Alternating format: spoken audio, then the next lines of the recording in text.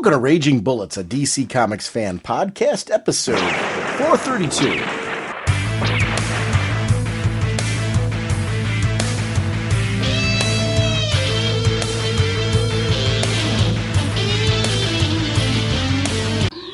Welcome to Raging Bullets. I'm Sean Whalen, drnorge, and I'm joined as always by my co-host Jim. Which Wonder Woman is Sean inviting to next week's podcast? So says the sensei of the Whatnot Segulin and the Duke of You-Know. How's it going, hey? I think that's pretty obvious. I'll leave that choice up to you.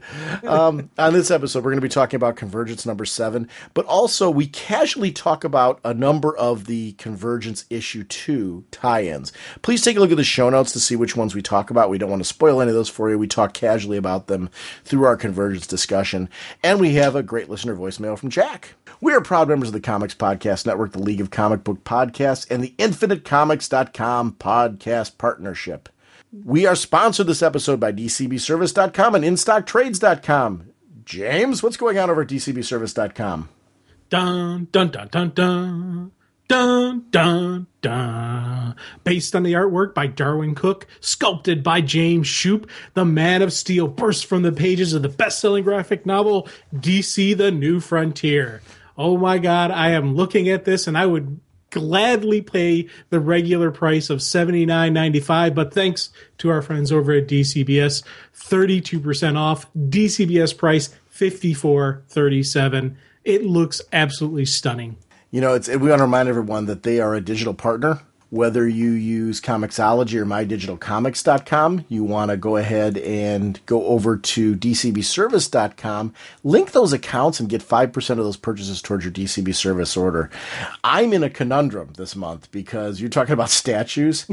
I got that, it was the second version. They re-released the Ollie Queen statue, which is larger than those ones that we've been getting, you know, the black and whites and the Superman ones I've been getting you and all that. It's the Arrow one, and it's very detailed. It's Ollie with the cowl down, but holding a bow, and it's really nice size, and the detail on it's very intricate. I'm a big fan of that. I'm looking at that Jim Gordon one.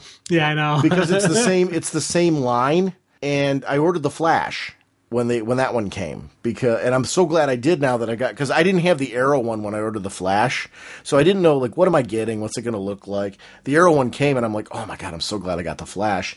But I'm loving Gotham, so I really want the James Gordon one, and I'm thinking that's what I'm going for, because that's $129.95 regularly. It's 32% off, $88.37. That 32% off is a big deal to me, as far as getting that statue. I'm going to be honest with you, I would pass it up if I didn't have this Arrow one and it looks so cool. Yeah. But I have the Arrow one, and it's almost twice, I think it is, twice the size of those, you know, your Superman line that you're getting right now and the Batman black and whites I've been collecting. It's twice the size of that almost. The detail's incredible. Yeah, the Gordon is 13 inches and the Superman's 9. So Yeah. So it's really, really good stuff. But I love Gotham, so that I think they've got me hooked on that one. Over at InStockTrades.com, they always do these deals of the week, and they have Batman Detective Comics hardcover volume 6, Icarus, that features Brian Buccellato and Francis Manapul. That's 50% off, only $12.49.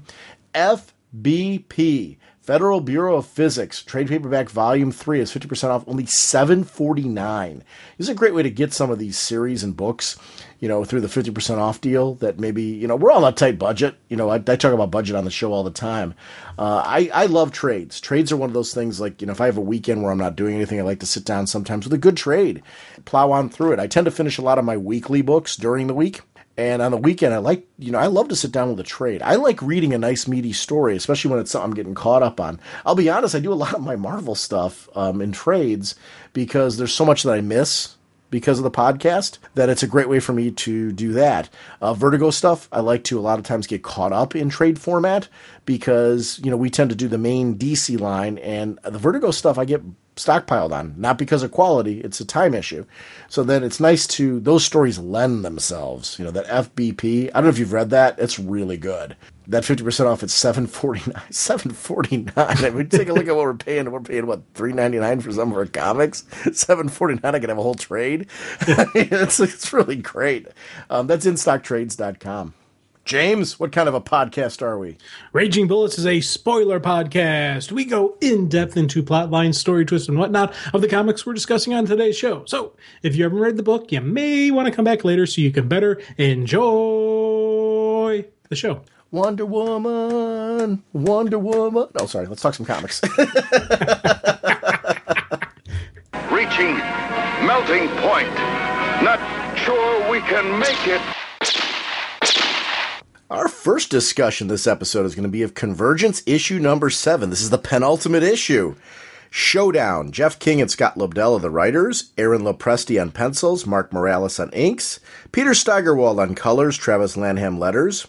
Carlo, it's Pagulanyan, and Jason Paz with Peter Steigerwald on the cover. Tony Daniel and Tomio Mori. Amanda Connor with Paul Martz. Brett Booth on the variant covers. Jeff Johns, special thanks. Brittany Holzer, assistant editor. Marie Javins, editor. Superman created by Jerry Siegel and Joe Shuster by special arrangement with the Jerry Siegel family. I wonder how they decide that, like, because there was no mention, like, Batman was in this issue, but there was no mention of Batman, per se. Right. So I was just kind of, I wonder how they come up with that whole MO. My personal guess is that it's based on the special arrangement with the Siegel family that anytime he appears in a book, they have to do that. Whereas Bob Kane's family, everything that's set up is only, in his titles. Yeah, and that makes sense. Because it's an interesting thing. Like, you could get crazy with those lists. This was an interesting issue for me. I'm actually going to jump to something right away that was an error, or at least I think it was an error, because I don't know when this happened, and I wanted to ask you about it. Guy Gardner, he's a Red Lantern, isn't he? Yeah, he's still a red. I think there's the one scene where they show him in the green uniform. Yeah. If you go to issue 6, he's wearing a red uniform. Mm-hmm. So I think it was just an error that I'm taking it as it was an error, not as a time vortex changing whammy bammy thingy that makes him, because he says my Reds. Right. So he's still a Red Lantern. I think it was just they gave him the green uniform by mistake. And if you look at it in issue 6, you look at his red uniform, it's the exact same, almost the exact same as his regular green, but in red. So what it was is they drew it up, and colorists just made it green instead of red. Yeah, I think there's problems all along with that, because I think that there's a little continuity error with Guy Gardner and all this. That's the only thing that I noticed. It didn't take away from the issue for me, other than the fact that I did notice it. I liked the issue a lot, because a lot was happening in this story. That Guy Gardner part, though, I'm like, this is all of our New 52 guys. What's going on there? Yeah. Now, Oracle's having this issue where Oracle's not seeing a future for any of them. I don't know. I was under like a crazy impression for this. I guess because we've already seen the Divergence, kind of previews and things like that, that I guess I was questioning how much impact Convergence is really going to have. This issue is making me question if it's going to have a bigger impact than I'm realizing. Yeah, because with the Divergence, the free comic book day that we got, it looks like the new universe isn't set in stone yet.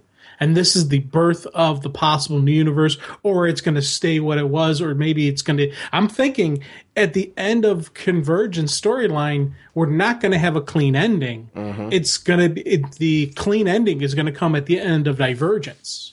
And the end of the, Monitor and Darkseid War. That's when we're going to clearly see which universe survives, who survives, and how things happen with that.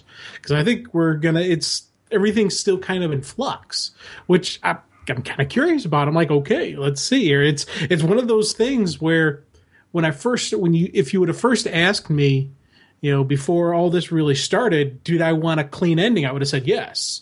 Now I'm like, okay, I can see that I'm thinking it's not going to be a clean ending.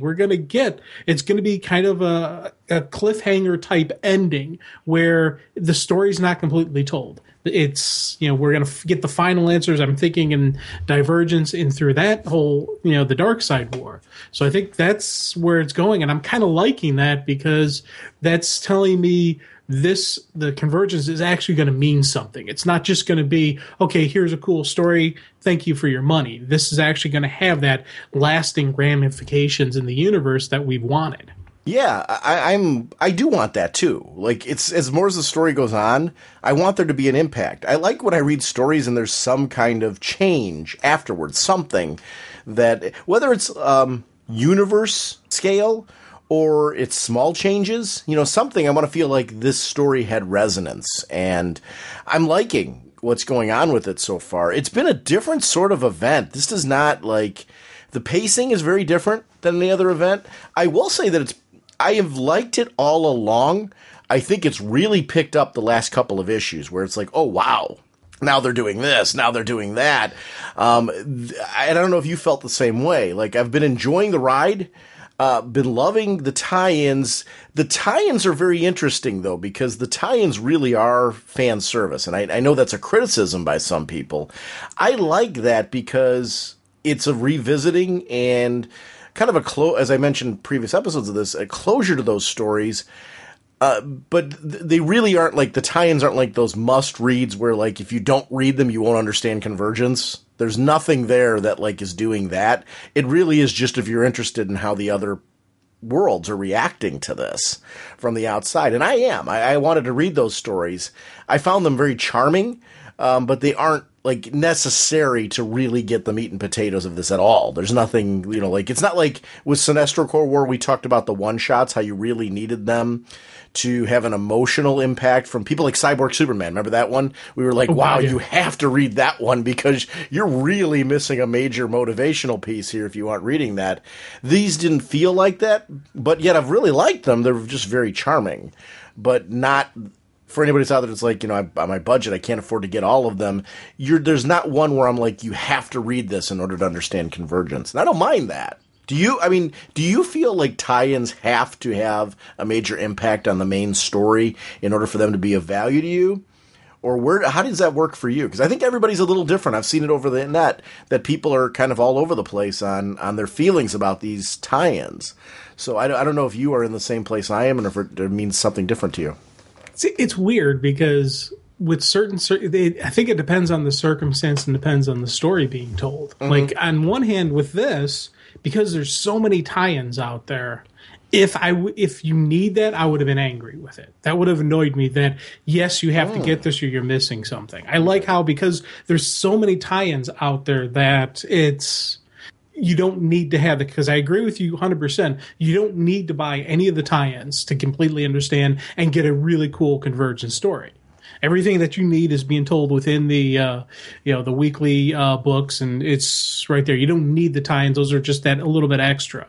Now, with a story like this, with all these massive titles, I like that. I'm happy with that. I got them, but if I wasn't getting them, I wouldn't be missing out.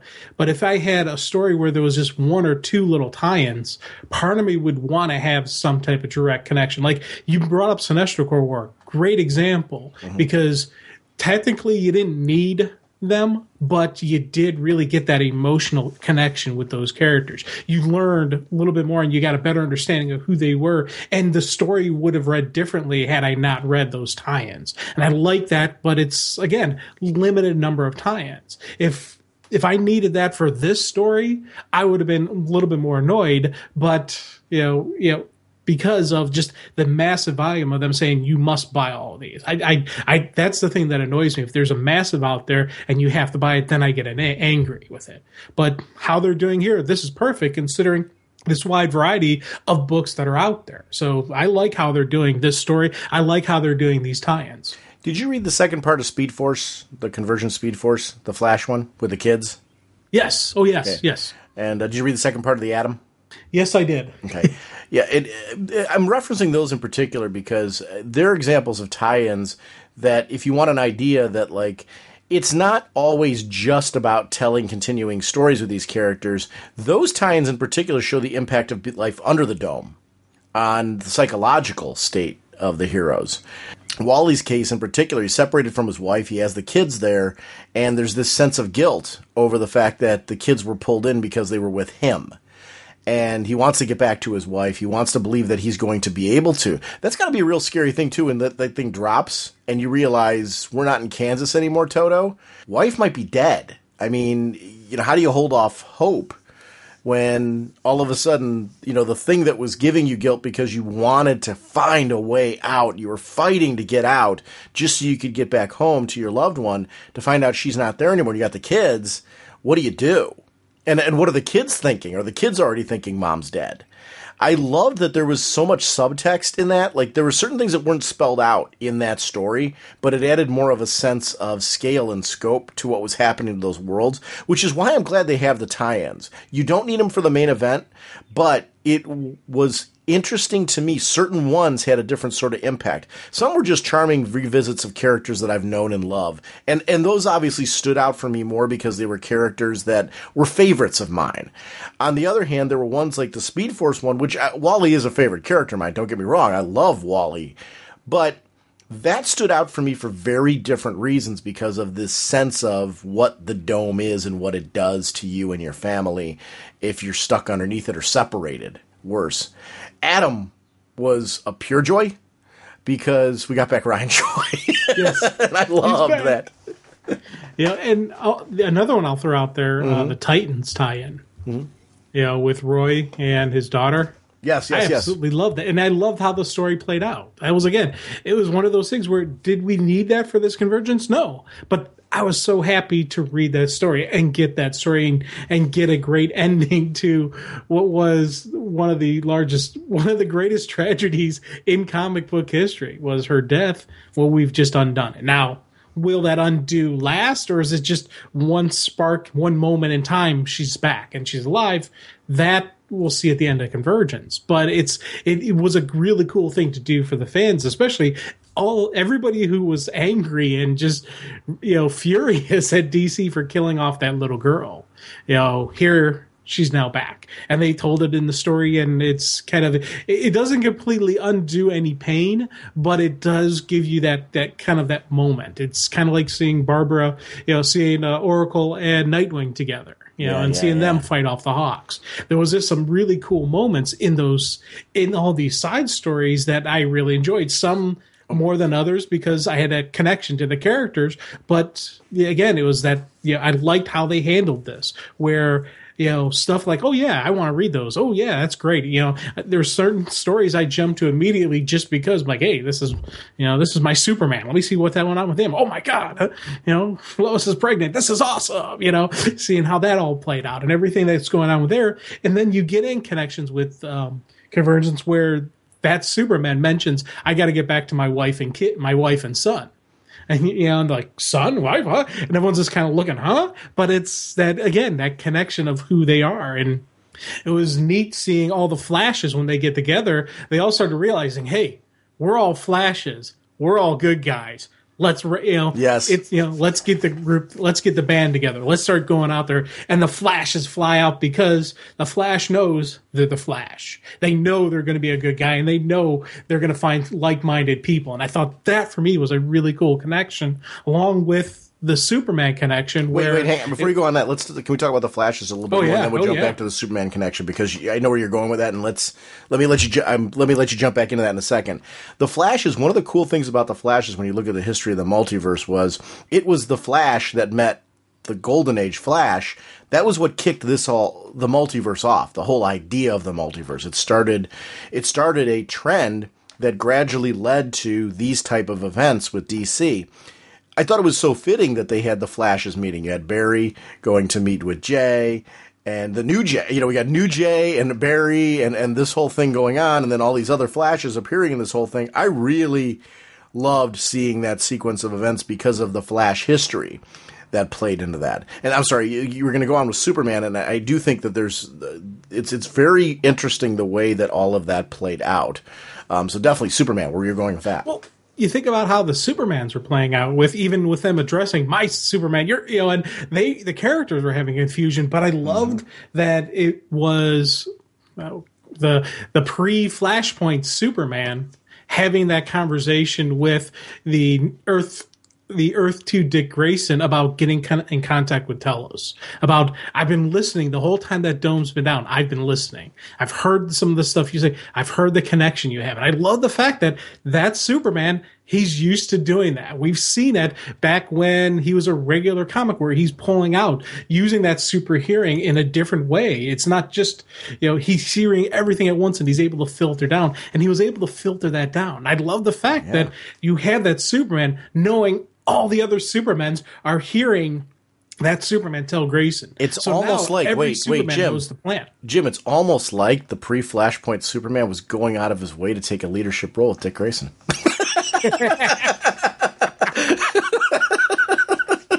See, he's not being reluctant there. No, he wasn't at all. Sorry, I couldn't resist, because that's the Superman we argued over. I know. Well, he listened to me. He knew he did. I need to step up. The sensei's right. I need to step up my role and not be a reluctant leader. And we saw right there how he did that. And it was because of his super hearing. You're right. He heard me. Yes, across space and time, he heard me.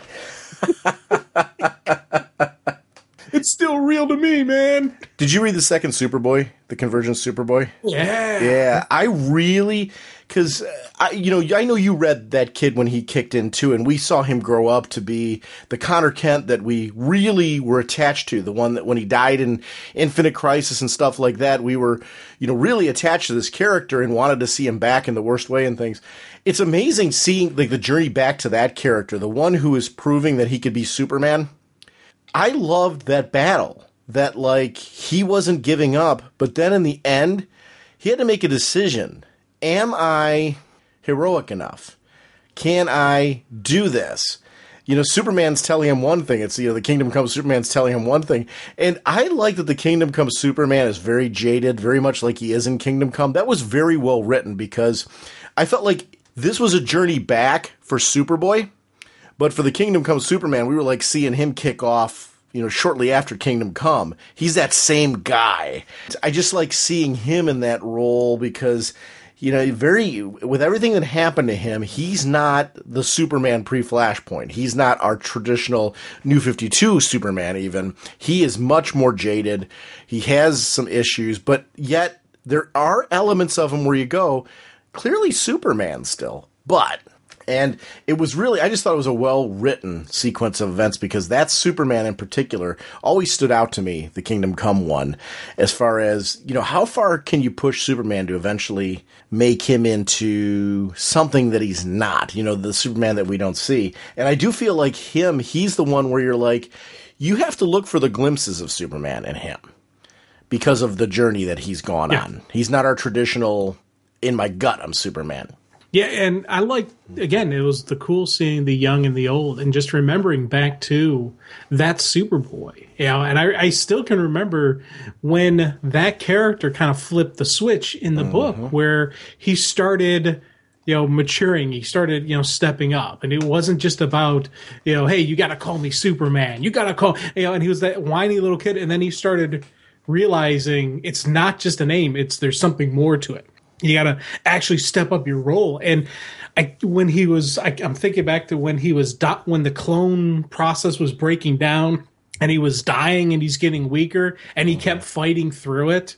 And I just remember those moments where you're seeing the kid gut check and actually even to the point where when Superman comes back and he accepts the role of Superboy. And it's not, he doesn't look at it as an insult. He looks at it as his badge of honor. He looks at it as something important. And, and it was kind of neat because this character was pre all that. This was still the whiny little Superboy, but you start seeing him realize and the process that he picked up in the series, he's picking up through this issue. And I thought that was a really cool growth, maturity of him to a point where we know he's eventually going to get there. Yep. But the circumstances, he had to step up a little bit earlier. He had to actually respond earlier. And I especially loved seeing the Kingdom Come heroes taking care of casualties, making sure that the civilians weren't getting hurt as two Supermen are fighting. I thought that for me was another cool moment, especially seeing the Kingdom come Flash just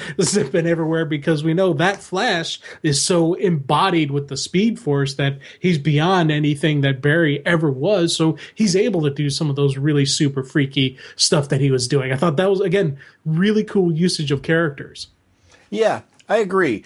I think it was a great use because it went to the core of who those characters were at those particular times. I loved reading that Superboy solo series when, he was that character who was, trying to get public notice and that type of thing. He would have adventures. I think Carl Kessel, I think, is the one that wrote the series, and it was a lot of fun. And he was a character who you got to see grow. It was like Impulse. Impulse was the same thing. They were, I don't want to say silly is a diminishing word when you say it a lot of times.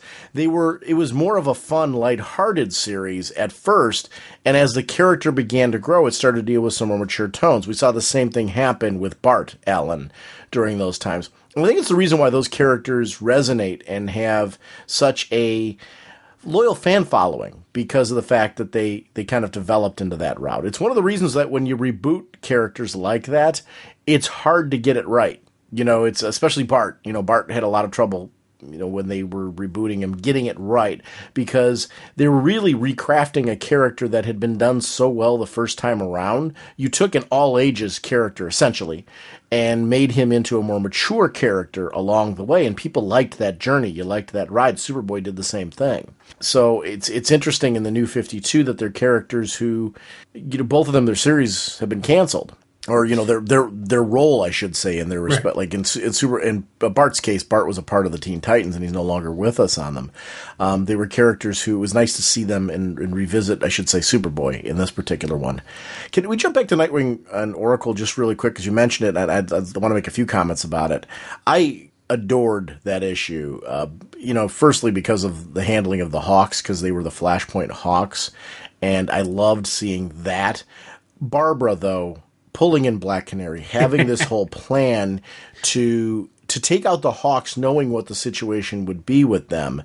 I like that the story didn't just end with the victory. At that point, because of the fact that their world had been basically, wiped out, the two of them were being embraced to be brought in as a part of this kind of world with them, to be a part of Nightwing and Oracle's world.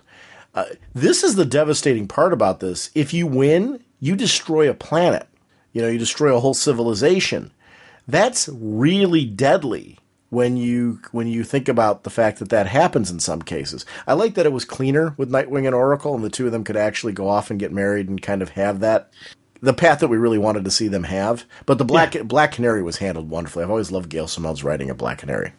Oh God, yeah, and I love the fact that when at the end of issue 1, I was thinking, okay, Oracle's going to take over, the Hawks' weapons, use it against them, and all this stuff. And I'm thinking this whole throughout the process until the Hawks just completely threw out that theory, like, this is an ancient language that we don't even know. There's no way you're going to be able to hack it. I'm like, what's Barbara doing? And it didn't dawn on me until we see which computer things she was hacking. I love the fact she hacked the drones. She didn't go after the Hawks weapons. She went after Telos' stuff. And I thought that for me was like, yes, once again, Oracle rules. I was cheering, I was hooping and hollering because I saw that coming, but I saw it in a different way. So when you get that swerve still, you gotta love it. And I especially did enjoy seeing that she flew into battle. That it wasn't just going to be her using the tech. I liked her flying in the helicopter. Things not going well for her, but she didn't back down. She didn't throw out because she is Barbara Gordon. She was Batgirl. She is Oracle. She's going to fight. And I loved seeing that.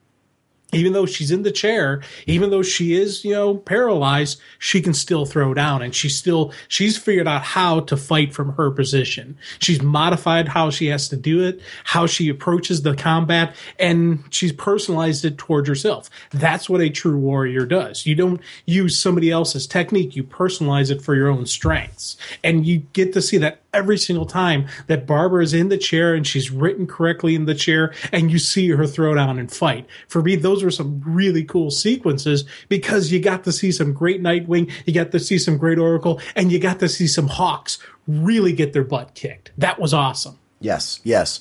And it worked out really well because, I'm usually the rallying behind the Hawks, but the fact that it wasn't our Hawks, it was the Flashpoint ones, I was like, I'm completely cool with this. Obviously, I'm more Team Nightwing and Oracle then. The drones thing was great because there was a history to that in the issue. That was something that was predated. I felt like I should have, at the end, I'm like, I should have seen that coming. Because they alluded to that. That Barbara was experimenting and trying to figure out what was going on outside and doing all that.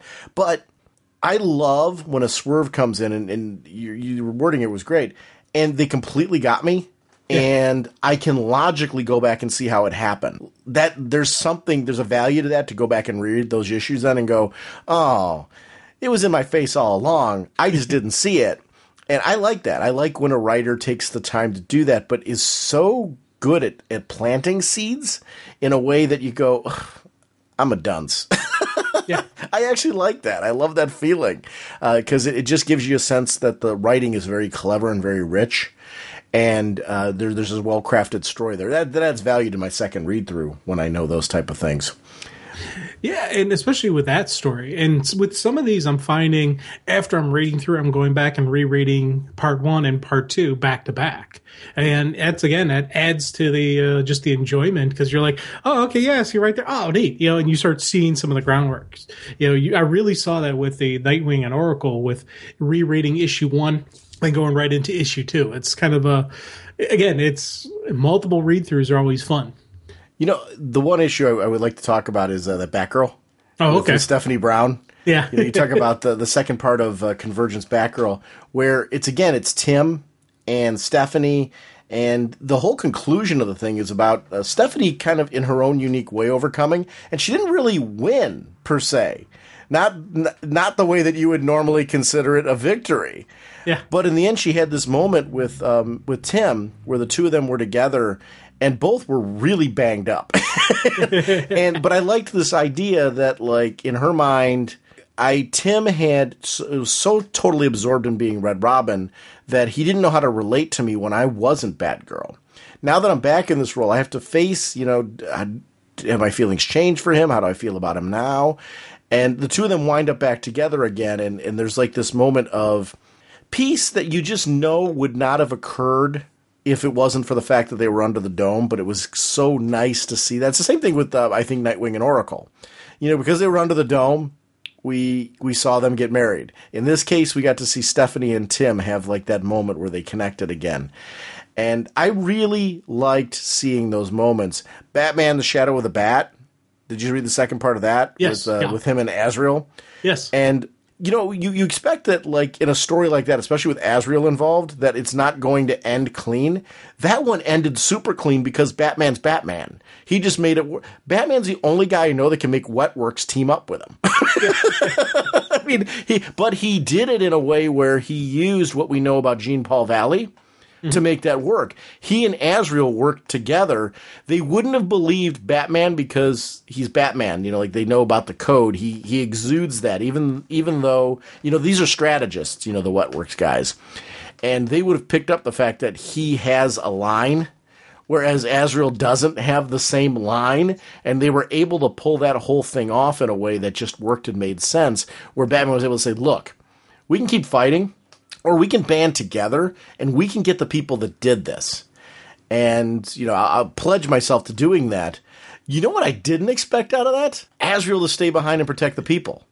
Well, I thought that was a cool way to, because we saw with the Hawks and with Oracle and Nightwing, with the Hawks coming into Nightwing and Oracle's world. So kind of protecting them. We saw the same thing there. We're seeing a lot of, and that was something I was enjoying, that these hero teams aren't just beating up and letting a world get destroyed. They're actually kind of taking them in and being their guardians and keeping that world around as well. Especially when it's, when it's a good guys facing good guys, or good guy is kind of facing kind of good guy. You know, it's I don't know how you describe the other team because they're good, but they're not. You know, you get that little bit of little darkness in them, but they're not like the evil supervillains. So they're good, but they're not. So, but they're people. It was one of those things where they're fighting and protecting innocent lives, so they can't just let that city die. And I loved seeing the fact that these heroes are doing that. We saw that with Superboy and Superman, where they were protecting Superboy City, even though Superboy lost. You see that that's what the heroes are going to do. They're going to make sure that, yeah, we're going to continue on this fight. We're going to get closer to the next round, but we're not going to let you die. And I thought that, for me, was something I really needed to see from some of these heroes. Yeah, exactly. That was part of the thing. It's funny, the more we talk about these Convergence tie-ins, it's almost, I'm getting more value out of them talking through them with you, if that makes sense, because I'm starting to see what I liked about certain ones over others. And it's not that there was a quality difference between them, but it's touching on these events and picking out between the two of us different things that we noticed about what was happening with certain characters is making me see, wow, behind the scenes, these stories did have a lot more impact on the main story for me than I realized. Only in the sense that it gave me a greater sense of scope and scale and epic nature of what was going on versus the main mini, which I love that the main mini's tight and contained, aside from the fact that we're not sure which Guy Gardner we've got in it. But we're sure. Yeah. Which was funny in the whole thing. Let's go back to that main mini. Speaking of the main mini, we've kind of done a little aside. We kind of went off on a tangent, but yeah. Well, but I mean, we're talking about Convergence, which is, this whole event. Superman going out there and saving Stormwatch and bringing them back in and them trying to pick what's going on, but then it jumping to, I love these art pieces where you get to see the jam piece where it's different Batman, different Superman, lots of different Superman fighting in this one. You've got, different Green Lanterns, Green Arrows from different eras, Supergirl, the classic bandana-wearing Supergirl. This is actually the classic Supergirl fighting against the Wonder Woman from Flashpoint. Really terrific stuff going on in this storyline to see these characters fighting. I love those kind of battles. I was a big fan of Marvel versus DC when you just saw jam pieces of characters who you maybe didn't get to see spotlighted fighting against each other. Yeah. And in this case, with Crisis on Infinite Earths and this, I like the sense of there's just a whole bunch of people involved in this. It's a battle royal. You can't always do that. And I appreciate the amount of work it must take for an artist to be able to do that and to get it right. It's one of the reasons why, when you look at that piece, I start to really soften on the little faux pas with the Green Lantern, with Guy Gardner.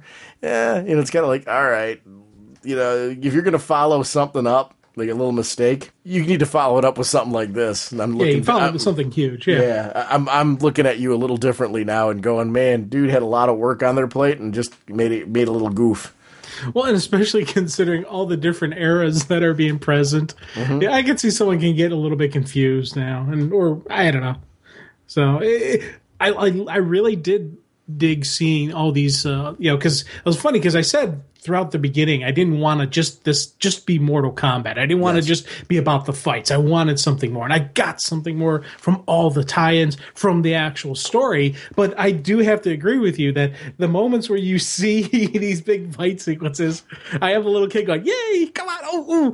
And you start just wondering what would happen, with the different flashes. What would happen between the different Supermen, the evil version of Shazam versus Superman, Flashpoint, Wonder Woman versus classic Supergirl. That would be a really cool fight to see because they're both duking it out. And I liked the fact that Supergirl, he's even commenting, it's hard to believe this is Wonder Woman in any universe, just because Wonder Woman is such at a level of just hero, and not only just hero, just Diana's main strength has always been love and compassion. It's not just, about brute. It's always been about just her level of intelligence, her strategery, her, just her variations on who she is. And this version of Wonder Woman is such a departure from that. I love seeing the fact that people do react to that. You should snap your neck for saying strategery, which I really love. Well, that Wonder Woman. The other Wonder Woman would praise me for my creativity of the human language. Well, I've got a new favorite Wonder Woman. You decide which one it is. Jim just gets that. Okay. I didn't say that. You said that. I said you have to guess which one it is. You laid two out on the table. It's up to you to judge. Telos and Dick Grayson. It was funny how Telos was such a wooden character earlier on, but he's a character that's developed into an interesting entity. Like, I want to know who Telos is. I want to know the backstory. And I think that really works for me in these sequences where he's with Dick Grayson and the two of them are fighting together. That's not it. It's Deimos is still afraid of him. But while Deimos is afraid of him, Telos is, kind of gaining this sense of right and wrong that maybe we didn't see previously. It was all about what Brainiac wanted. Brainiac's experiment. I've got to pay off Brainiac's experiment. Now Telos is starting to think for himself. And am I right? This character's becoming interesting. Like, don't you want to know who Telos really is? Don't you hope like Telos is somebody we should know? Well, I don't think it's anybody we've ever seen before. Right. So that's, I think, but I do want to see his backstory, and I would have liked to have known who he is. I don't think that's going to happen now. But I did like seeing him step up, and I did like the fact that it was Dick Grayson who did it. And it was funny because I remember when we first started talking about the series back in issue 1, I was like, man, and what I said maybe what happened is actually kind of happening, where it's the Earth 2 heroes that are getting to Telos, and they're talking to him, and they're changing his personality and helping him see right and wrong. And it's not exactly how I thought it would play out, but I did like the fact that in this series, we do get the growth from Telos. We do get him understanding, okay, exactly what I was doing wasn't right. Okay, messed up there. Let's fix it. And he's trying to fix that in taking out Deimos. But there is going to be ramifications to your actions, and it's not just going to be a clean ending. And it was funny because I was thinking once he started stepping up, I'm like, okay, and I'm thinking it's going to go one way, and it swerves back the other way, because I was thinking Telos would take over, we'd get an issue of them either putting universes back or maybe creating this planet, or because we're getting this bleeding into the regular universe. So I'm thinking, okay, we got to fix that up. But it's weird seeing how, again, just as you think it's going to go one way, they shift it and they turn it on you, and you're like, oh, okay, didn't see it going that way. The bit where Deimos yells out "die," and you get to see Supergirl, Superman, and Martian Manhunter with the different versions of themselves. And Martian Manhunter said that curious line about, "It's gone, Superman, but why is it so familiar?" So he starts to recognize. Did you think he was starting to recognize the multiverse, or the fact that he should know some of that history, or what do you think was going on there? What was that all about? I think it was just the fact that they're showing these universes did actually happen. It's not just stories, so there is some type of connection that all these characters are going to have to their other versions of themselves, because all of those came from different universes, different eras. But they've already said in this story all of these things actually did happen. There were events that changed the direction and shifted stuff, but it did actually occur. So I think that's just when they have this this moment of bam, where all the past, present, future, and all the whatnot comes together. They're going to have those remembrances and recollections of the past lives and the past existences. You know what I really loved when Hal reached out and he had enough of the whatnot? Deimos, a word. Yeah. Of course I dare. I'm Hal Jordan. I loved that sequence because it's Parallax Hal Jordan, who still got a little of the Parallax thing going on, but he's got more Hal Jordan in there too. There's an interesting hybrid of what's going on there. I don't know which version we're getting of him. Parallax Hal Jordan is always a very interesting character because he's got the Parallax entity in him. There is that kind of chutzpah that Hal Jordan has when he's in that role. He's the guy that basically took down the Green Lantern Corps in that role because of the fact that he had Parallax inside him. So it was interesting to see him against Deimos and standing tall. And far more interesting when you read the Convergence Green Lantern title to see how he gets there. That was something that I really liked. I liked seeing his journey both when he was depowered and didn't have the parallax entity to deal with, and when he got powered back up again and flipped completely to the other side. And then, thanks to Kyle, wound up somewhere in the middle. And yet, his middle was still skewed enough over that he destroyed a whole civilization. Well, he's an interesting character. You say he's just misunderstood, or no? You really do understand him. No, you understand Parallax is what it was. I actually really liked Jeff Johns' redemption of him because it doesn't negate any of this. You understand that he had this entity in him and he really did all this stuff, and it was because of Parallax, and Parallax was, was really responsible and what it'll do to you. I think Johns and crew did a great job clarifying that. Oh, yeah. Yeah. And it's funny because with Hal Jordan as a person, as a character, and his own personal flaws, because Hal, he's got the strut, the swagger. There is that level of arrogance to him, but there is the hero. There is that good guy who's going to sacrifice. So when you have the Parallax entity kind of negating or combating the honorable side, you're going to get more of the arrogant side coming out. And again, it was really cool just seeing how right here, these moments of just how Parallax or Hal Jordan Parallax or whatever whatever you want to call this character, how he presented himself, how he interacted, and how he reacted to everything going on around them. This was one of those where it felt comfortable reading him because I understood him. Deimos being afraid thing as he was going through, and we got to see Telos step up and kind of go, this is my power, not yours. You can try to take it from me and all that, but at the end of the day, it's still my power, and I'm going to take it back. Of course, Parallax gets involved and causes a horrible shift in things because now that Deimos has been, was he destroyed or was his energy dissipated? What happened with him? But it's affecting the whole time stream because of the fact that he absorbed the power of the Time Masters, right? Isn't this what's happening?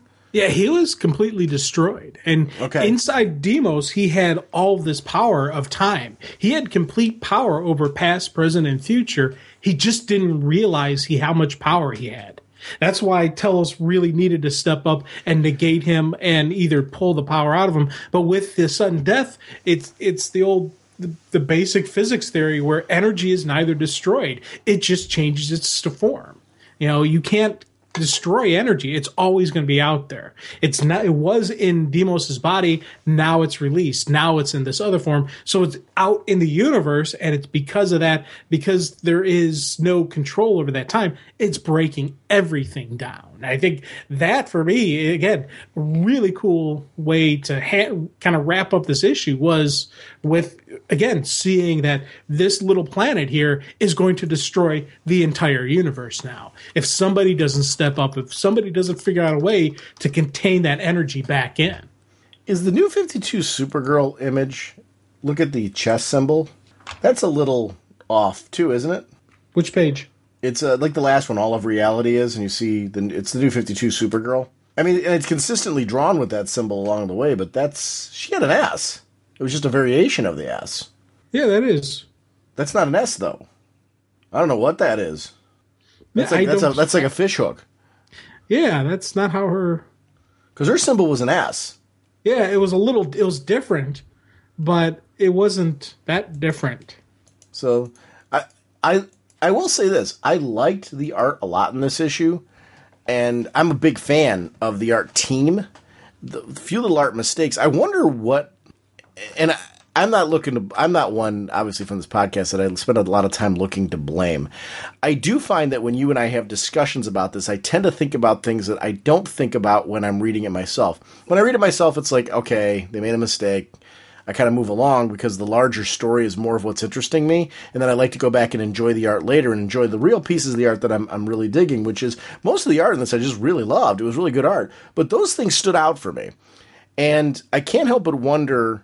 I'd love to know that there was a storytelling reason, like this is the reality altering that did this, but I don't buy that. Well, here's the interesting thing. Mm-hmm. You go to the page that had the Guy Gardner issue, and you look at the S on her chest, it's a very clear S. Oh. And then you go to the page where it's Die. That's where the emblem is different. Huh. And that's the same emblem on that page that's on the last page. So maybe they are altering her emblem. Okay. All right. Oh, you know what? In the first, yeah, you're right. Maybe that was done purposefully.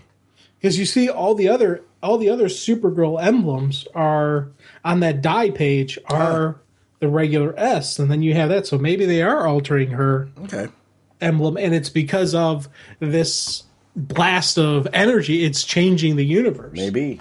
I'd love to see that. I hope that's clarified.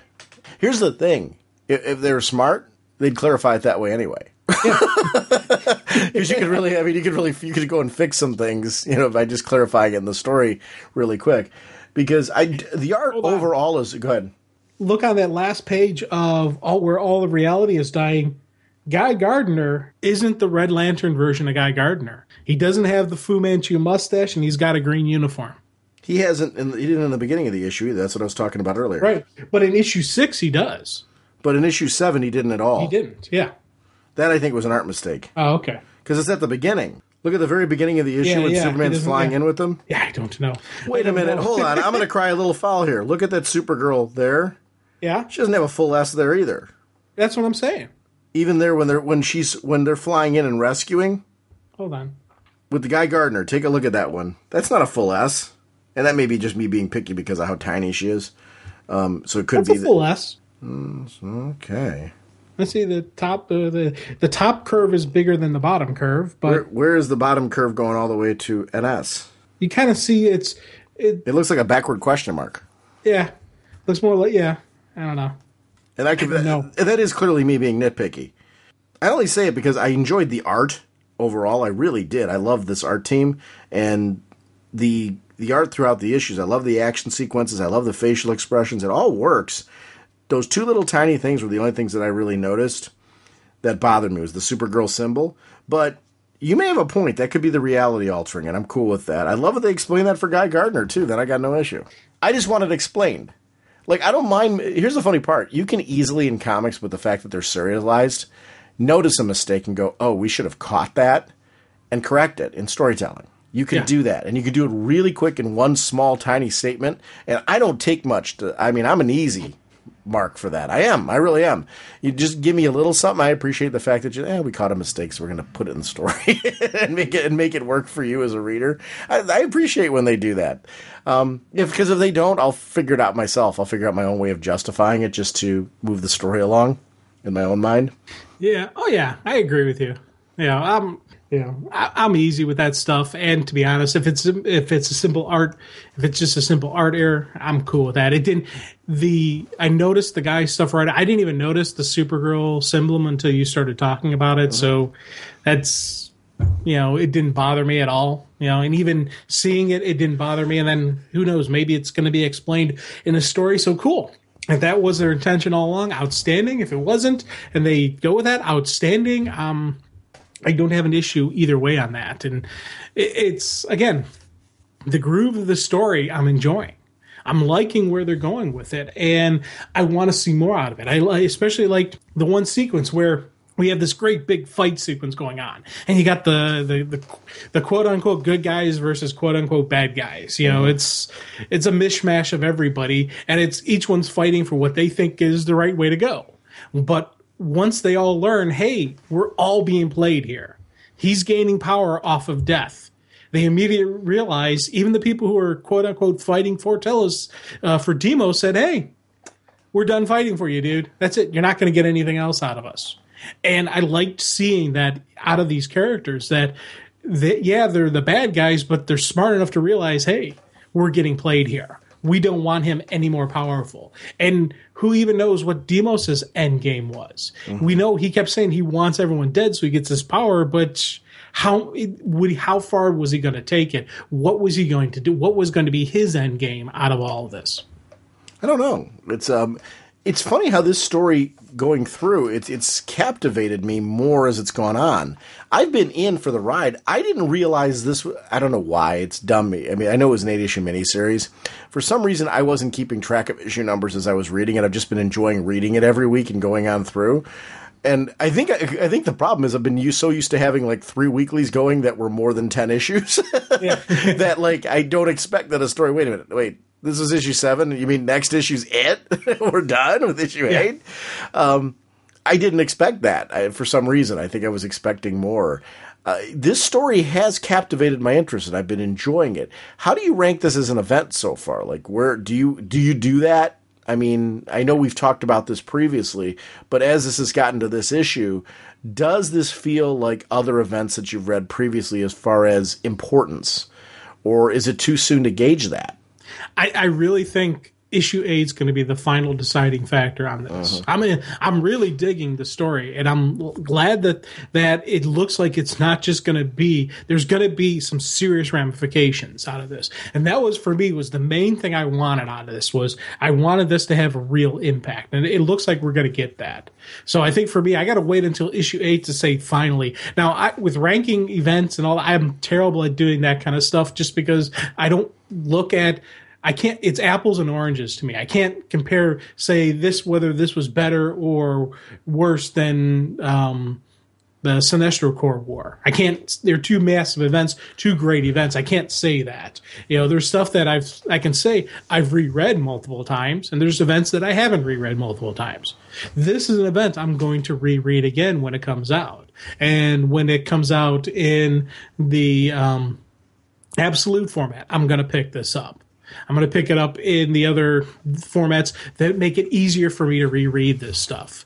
And I think that, for me, is a better indication. But the final play on how I'm going to read this is going to be the ending. Because if the ending goes in a weird way and I'm like, that could ruin it for me.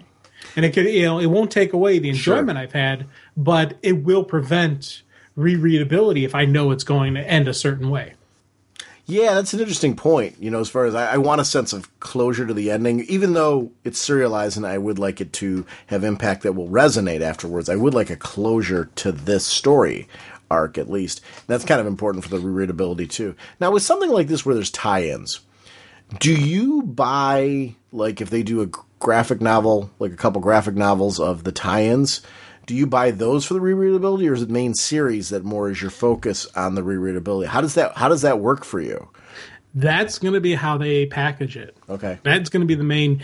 If they do a massive monster package, where it's just one giant book or it's like a couple volumes, I'll probably get the couple volumes worth to get it all. But if they try to, if they say just these issues here, just this one, or I don't know how I'm going to like that.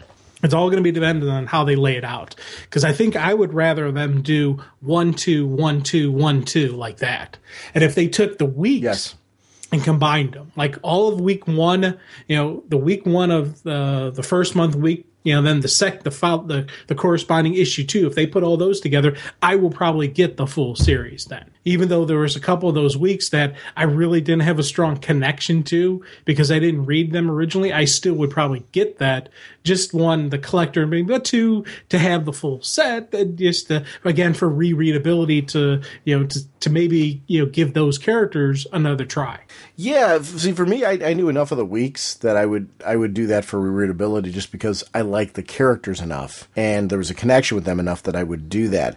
It is funny, you're right, the packaging is really important on this one because I want the main mini package as its own thing. And these issues, you're right, I would like them 1, 2, 1, 2, 1, 2 to be able to read them in their entirety, but I would like them bundled by their theme. So you're right, like all the week 1 issues should be with the week 5 issues, the follow-up to it. Exactly. And 2 and 6 and things like that as you keep going through.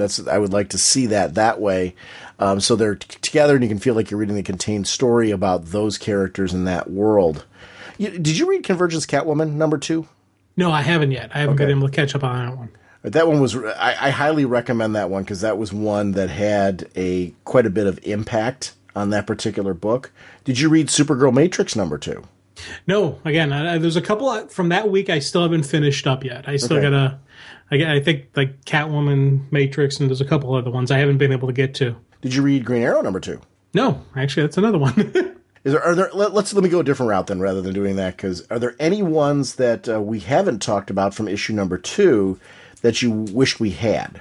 Convergence Superman. We did mention it, how Lois gave birth to a son, and that was kind of neat, and going with the name of Jonathan Samuel Kent. I really dig that, seeing that. Again, it was how the story played out. Again, we saw the heroes figuring out, hey, working together, the heroes fighting together, two different worlds working together, realizing there's something more here. And I like the fact that it was the Superman that we're used to with Thomas Wayne, and the fact it's the Flashpoint Thomas Wayne Batman as opposed to the Earth 2 Thomas Wayne Batman. So this one, he was a little bit on the darker side because he watched his son die and his wife turned into the Joker. So there is that darkness to him, but he was still able. This is the guy who sacrificed everything so his son could live. So there is that good guy in him, and he allowed them to. And it was kind of neat. Part of me wished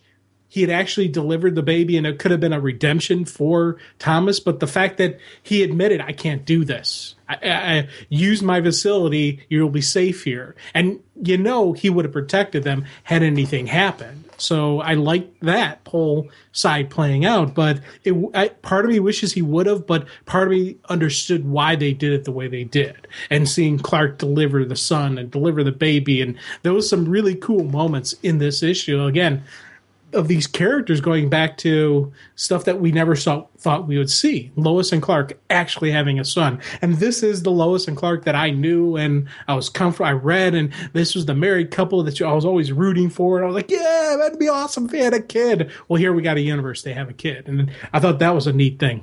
Yeah, that was something that was really cool about that particular story, was to kind of see them have a kid together and to move on. That Superman in particular, he's had such an impact, because I read that since the John Byrne Man of Steel. And I didn't read every single issue, but I read quite a bit of that Superman. And I know that they tied him back into, some of the earlier incarnations, the Silver Age incarnation of him. They tied in a lot of those events to this one when they opened all that back up again. But I really enjoyed how that character, that version of him, developed and came to. I'm glad they gave us the closure with it. I loved the marriage between Lois and Clark. I was a big fan. I'm not a fan of them having to be undone. He's the character that it makes sense to be married. Now, again, we've always said we love the Lois, the Superman and Wonder Woman relationship that we're getting, but this is always a really cool. The Lois and Clark relationship, the marriage, and everything that they went through was always something that I still wish one day I get to see again. Because, he's the character that it makes sense for him to settle down. It makes sense for him to marry. It does, in the right situation. What if he married Wonder Woman? I would be okay with it. But part of the things that I really liked about him and Lois marrying is he's marrying a human. Mm-hmm. But you can't. You call Lois a human, but she is the pinnacle. She is the best of the best. We always understood why Lois Lane was able to, win the love of Superman. Why this man with godlike powers would fall in love with this quote unquote normal woman, because she is just something beyond what any of us could. Forget this heroes across the board. She is one of the pinnacles of humanity, especially this Lois Lane. She was always quick-witted. She was tough. She had the courage. She could have very easily, you give her a mask and some weaponry, she could have been a hero. She could have been a vigilante. She could have hung with the bat. She's got that level of intelligence. She's got that level of skill to her.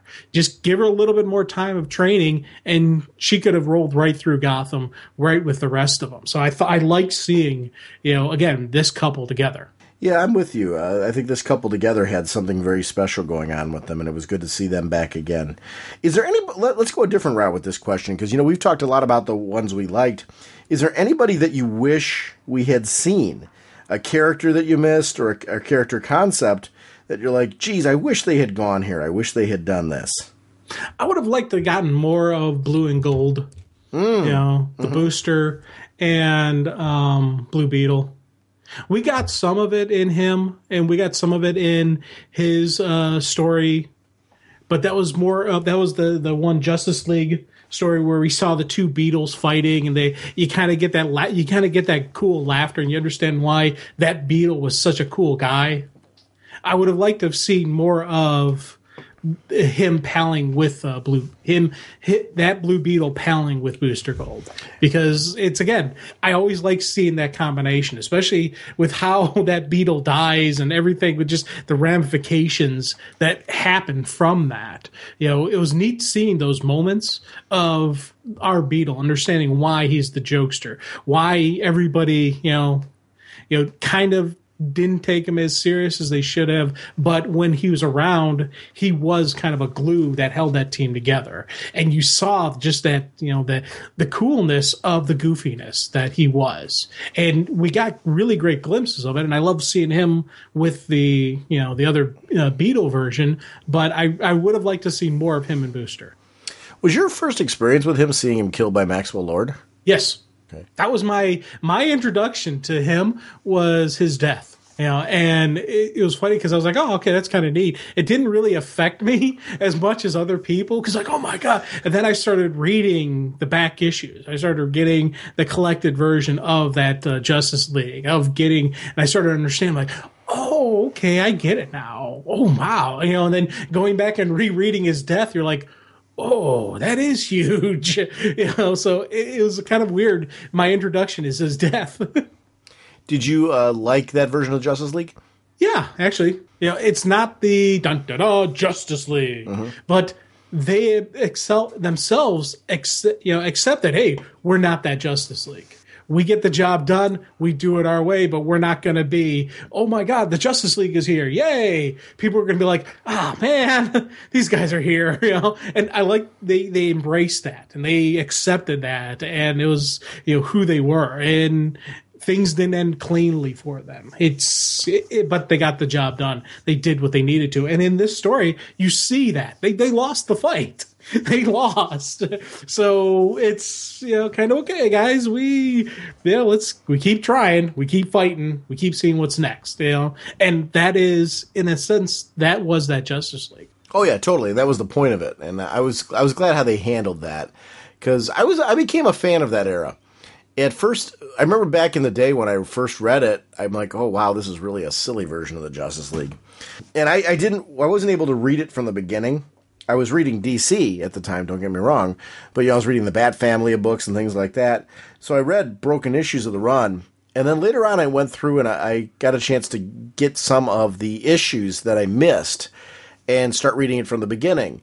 And the reason why I did that is I just heard a lot of good buzz about people enjoying the story, the characters, the humor, and that it was, it seemed to be smart. And so I'm like, all right, let me pick it up and read it. And I wound up enjoying the issues that I read, even though there was more comedy to it, I should say. It reads a lot better now, as a matter of fact, in the collected hardcovers. I don't know why. I think just reading a bunch of them in a sitting, you get the idea of there's a context of a story going on while at the same time while this is going on. There's a backstory for those characters, if that makes sense. Yeah, and to be honest, if I had read this when it came out, I probably wouldn't have liked it as much as I like it now. Mm-hmm.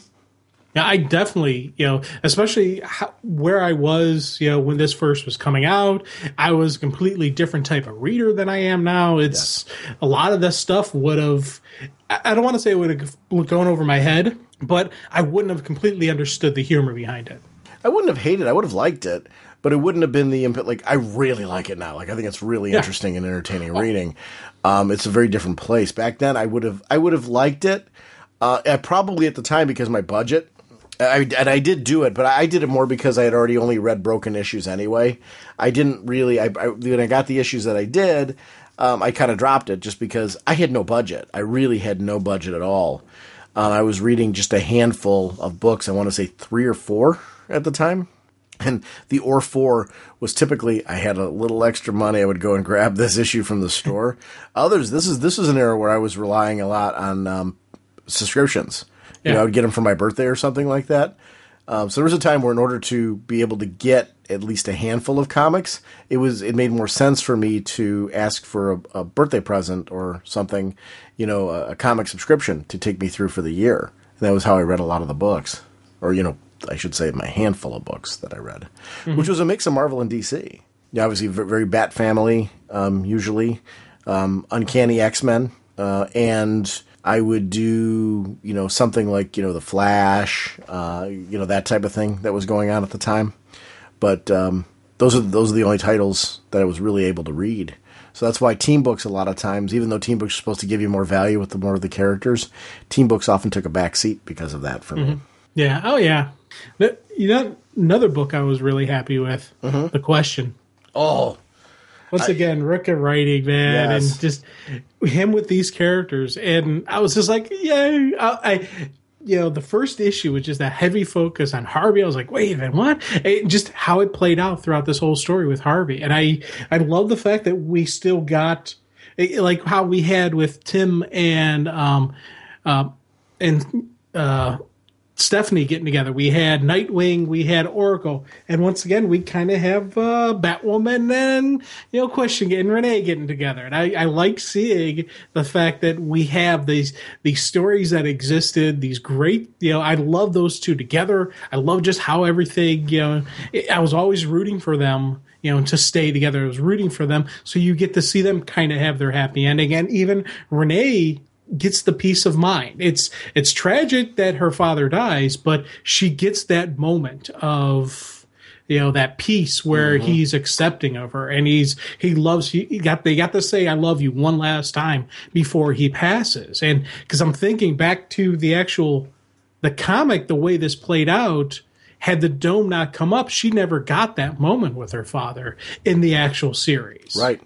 So seeing that she gets it here, I thought that was awesome as well, because just like with Roy and his daughter, them having their happy ending, Renee, it's tragic, but it's a happy tragic where she gets to have that moment. She gets to have that, that thing that she never had before. I was happy to see that in the series and see that where they give us this nice we're getting positive endings, and I was happy for that. Speaking of great things in that issue, I'm looking at the page where it's Batwoman and Huntress. Did she just ditch us? Yes. And you flip the next page, and it's Renee coming in after those two thugs, and she throws her hat over them, and it lands, obviously with where her head would go, facing up. She runs, flips over those guys by grabbing both of their heads, smashes their heads into the ground, and lands so that her head goes in hat and she's up with the hat still back on in one quick sweep. What a beautiful art sequence on that. I was just like, oh man, that is so cool. That is one of the cooler moments I've had in the Convergence titles. That visual piece right there. I thought that was really great. I love the Renee Montoya Question. I know when we looked at issue 1, I was just salivating over it. This issue did the same thing. I like the way it played out with Harvey Dent versus Harvey Dent. And, this possible idea of finding a new way and what it would look like. That was a great sense of closure as well. Yeah. There is one thing, though, from this issue that I'm a little confused on. Okay, so we got Harvey versus Harvey. Okay. We got Harvey whose face never got scarred. Mm-hmm. What universe Harvey is that? I don't know. Well, let's look back at the beginning of the book. Does it tell us in the beginning of the book? Give me a second. Okay. Was that the Flashpoint Gotham City? Because if you take a look at the beginning of the first issue of Convergence, here's the places. It's pre-Flashpoint Gotham City, El Inferno, which doesn't make sense, New York City, Angor, or Follywood, California. The only other place is Flashpoint Gotham City. But without Bruce and without that relationship, isn't the Harvey Dent there wouldn't have gone through the same thing? True. Yeah. This is pre-Flashpoint Harvey. Yeah. So that's a good question, actually, because I wasn't thinking either. I wish they did this kind of... I like that they did this in the first issue where it says fight for your city, and it tells you what cities are involved in the issue, or that what the theme is for that week is really what that was, because not every one of those cities appeared in every book that was that week, but they all, by the time the week was done, you saw all of them, usually more than once. So I wish they would have done that just in issue 2 as well, because like you, I like knowing, like, okay, what Earth am I dealing with now? Because I'm reading all of them, so I want to keep that in my head. I wish they'd done that in issue 2, I should say, because they didn't do it any of the issue 2s. No, issue 2 went back to advertisement on the front cover. Yeah. Again, when when Harvey shoots, when Renee, does the sacrifice, jumps in the middle, there was at no point in time did I even remotely think she was going to die. Right, right. And it was neat seeing them panic. It was neat seeing Batwoman swoop in and even go to do CPR, and Renee turns it into a kiss. It was some cool moments throughout that, but even just the acknowledgement, oh, okay, Kevlar suit, that's why. Yeah. That all played out really, really nice. That was a sweet moment. That's great. It's Greg Rucka doesn't miss a beat. And it felt like he never stopped writing those characters in that moment. I was really glad that he had the opportunity to provide us, the closure story on that, if that's in fact what that is. Yeah, it's funny because stuff like this makes me want this universe to continue. Mm-hmm. I want to see whether Harvey can be the good guy. Because she leaves him with, he's like, what do I do now? It's like, be the good man. And we've seen moments where Harvey Dent is able to push down the darkness and actually able to be a good guy, able to be a hero. But it's always short-lived. The darkness always comes back. But could he maybe do it? Could he actually pull it off and, remain a good guy? I don't know. I want to see that. Yeah, that's part of the fun of revisiting some of these things, is seeing that relation. Because I'll be honest with you, I forgot. I totally remember the Renee Montoya question. I loved her. I forgot they did that angle where she was, friends-ish with Harvey Dent, and they had that whole thing going on. I'm glad they brought that into this, because as I was reading, I'm like, oh, yeah, I forgot about this. I remembered how cool Renee was, but I didn't remember that part. So that was a neat part of the story to see that again. Well, and it fits for Renee, because especially that Renee was all about redemption. Mm-hmm. She had hit the rock bottom, and when she went on her journey to be the Question, that was her pulling out of the gutter. And that was it was her redemption. So she would be about helping the people bring about the redemption, helping the people, recognizing which ones are the bad guys that you got to lock up and throw away the key, i.e. the Joker, and which ones actually can be saved, like Harvey Dent. There is a good man inside Harvey Dent, and she was trying to reach him. And I liked seeing, again, that it continued that whole motif. It continued through who she was. And it reads true to her. But again, creative team knew what to do with her. I want to jump back real quick to Convergence of the Titans, because you were mentioning that issue and how we got that nice closure with him and Lian. But what I really loved of that one, he had these weapons built. Like, I love the swerve that he knew that Donna, Troy, and Starfire would be fine with what he was doing. I like the swerve on the demon that was bringing back his daughter. But as the battle went on and he had to turn the weapons on his friends as a way to, kind of sell his soul is the way that they set that up. I like that he swerved them at every point in time. And that his family, and that's what the Titans are, I don't know if forgave him's the right word. I don't know how you want to term that. They let him go on it. They knew that, this is the way things should be. I understand why you did it. Your daughter's back. But they also said, you need to sit this one out and let us do the fight. You need to stay with your daughter. Well, in a way, is the smart move. Mm-hmm. Tactically speaking, Arsenal is a formidable fighter, but in this scenario, his mind would only be on one thing. Sure. His mind would be on protecting his daughter, because that's how she died last time, where he went off to do his thing. It's the closure. It's the happy ending. This is the right thing to do. These are heroes. These are friends. These are family. That's the right thing to do. And in a way, part of me would think that Arsenal would figure out a way to lend a hand. Granted, they shifted it to Robinson Park, where there wasn't any of the weaponry, but Arsenal, the guy's clever. He'll figure it out. He'll be able to give them some fire support, figure out some way that he can assist his friends, but without leaving the safety of the bunker. So I think that's going to be that would be a cool issue 3 to read.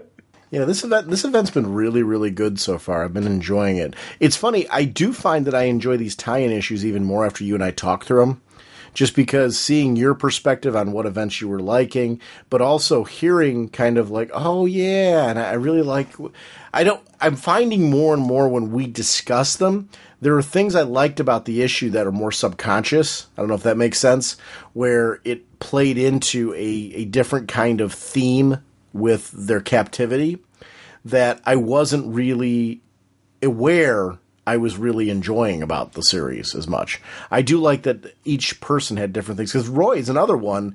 During this time that he was in captivity, he was dealing with the loss of his daughter. How did he do that? He set up weapons all over the place to be able to take care of whoever might be coming in. He set up an arsenal using the tech that was available, Bruce Wayne's tech, to make that happen. Yeah, and it's appropriate that Arsenal set up the arsenal. And I like the fact that we see that he's not just the guy who can shoot bows. He is that weaponry. He is that, manufacturer. He has that knowledge and that tech ideas and just his personal knowledge and personal connection with the Waynes. He could figure out he knew where Bruce had all his stockpiles, so he was able to repurpose that stuff.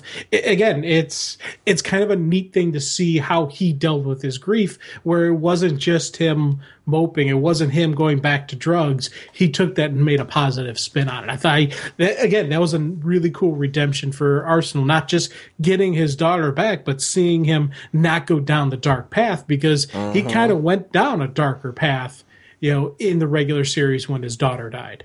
Yeah, the one more thing I want to mention from Convergence, Adam. Did you ever see the Saturday Night Live skit where it was Kristen Wiig? She plays the girl on the Lawrence Welk show with the little baby hands. Do you know what I'm talking about? No, I have no idea. If anybody's seen that skit, that's what they baby-handed Deathstroke in order to make Ray have a hand again. Because the hand is what brought back Ryan Choi. Yeah. So it's funny when you talk about hands. I'm like, oh yeah, that happened actually in the Convergence issue. We got to see Ryan Choi come back. I didn't care how they did it. I was glad they brought Ryan Choi back. If that's one thing that can stick at the end of this, bring back Ryan Choi.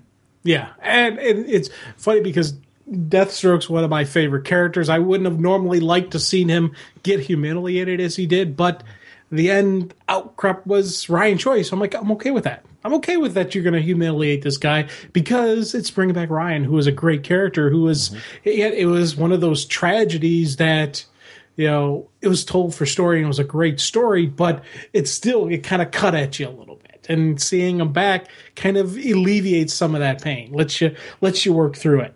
Baby hands are great as long as we get more Choi. Yep. One of the ones that did shock me though was Justice League, where we had it was the Flashpoint Aquaman capturing his Mira or our Mira, kept bringing Mira back to him and trying to make her, and it was just that it was the Justice League going, the female Justice League cast going after the rescue. And it was a really cool episode, seeing where it, leading up to like the ending, where I was like, man, yeah, Justice League battling out. Yeah, cool. And then it started shifting, because you had those cool sequences where Vixen was using the sea animals around her, but then Aquaman said, you're using sea animals. Guess what I command? And took over her mind and was able to control her, and to the point where pick up a gun and shoot yourself with it. And it was a neat swerve where she didn't actually kill herself. She was able to fight it a little bit, but she's scarred up. And he even comments and laughs about it. Wait. Yeah, but she'll think about it every time she looks in the mirror. Yeah. That darkness kind of like, it fits him. So, and it fit the story, but it was something that kind of shocked me, because leading up to that, I was having such a cool hoorah moment of the Justice League battling, and I'm thinking, oh, this is going to be cool. And then you kind of get and then even the ending, where again, great ending with him, with her basically, gutting him like a fish, no pun intended, then letting the blood trail just trickle up to the sharks waiting above them. And the sharks are going to have a feeding frenzy on the evil Aquaman. So we're going to lose him. He's dying. They're getting rid of that. And I'm like, that's kind of neat, that we're getting rid of this evil person. But it was one of those kind of like, whoa, moments for me. Yeah. Were you okay with them letting him die? Yes. But it was It did have a weird reaction to me. I understand why they did it, but you always think that the heroes are going to find a different way. But they're on this strange planet. They're fighting for their world. They're fighting. I was kind of okay in this scenario. I think, especially because it was these characters doing it. I wouldn't have been okay with Batman or Superman from this world doing it. Those characters would never let that happen. These characters, though, I can understand them, especially Mira, because of everything she had been through at that point in time and just, what she's gone through. And, I could see her doing it, especially seeing when they saw Vixen dang near blow her own head off. I could see them saying, oh, okay, you want to dance that way? Fine, let's take it that way. And I could see these characters turning it up that level, and actually dealing, okay, eye for an eye, blood for blood. Fine, we'll do it that way. Yeah, I can see that too. I'm always leery when I see, especially, the Justice League, leaving someone to die. I'm a little more comfortable with Mira doing it, which is funny that I'm comfortable with her just because of, what I know about her as a character. For some reason, I give her a little latitude there, which I don't normally do. Yeah. Again, it is her. It makes sense for her to do that. Mm-hmm. And it fits her character. So, again, if this had been Superman, Batman, I'd have an issue.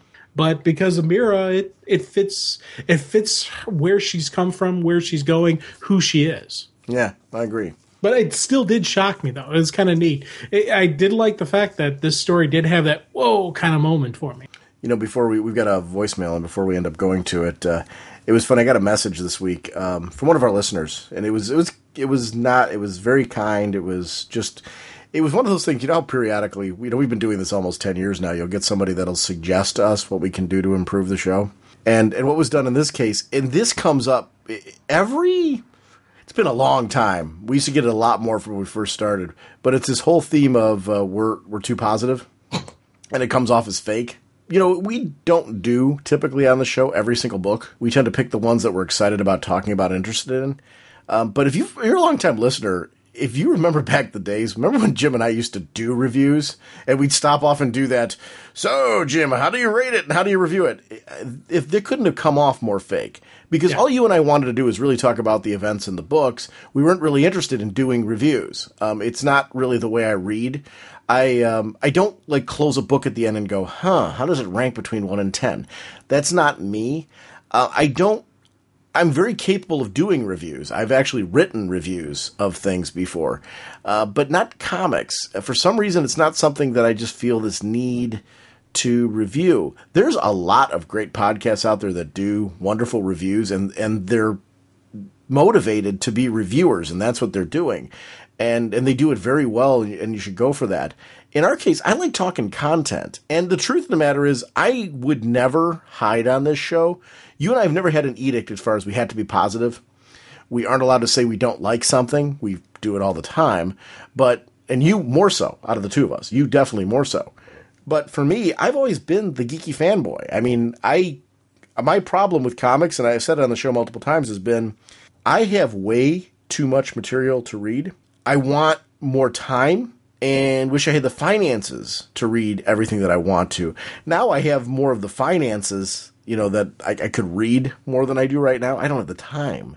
I struggle to read all the great books that I currently get. So I don't have that book that I'm reading right now that I'm like, geez, I really wish I wasn't picking this up, because that would annoy me. I would put that on the show in an instant just because my time is such a commodity. I'm reading books outside of DC. I'm reading DC's whole line. Besides that, I'm reading Valiant's whole line. I really enjoy their books. I'm reading a few Marvels here and there. A lot more of that I do in trades. Image, I'm reading stuff like Walking Dead, Invincible, different things like that. I'm enjoying those books. Morning Glories, I'm into that kind of stuff. Reading some books from IDW, obviously anything Gail Simone's doing. Some Dark Horse. I'll read Buffy and Angel. So I'm reading a lot of books.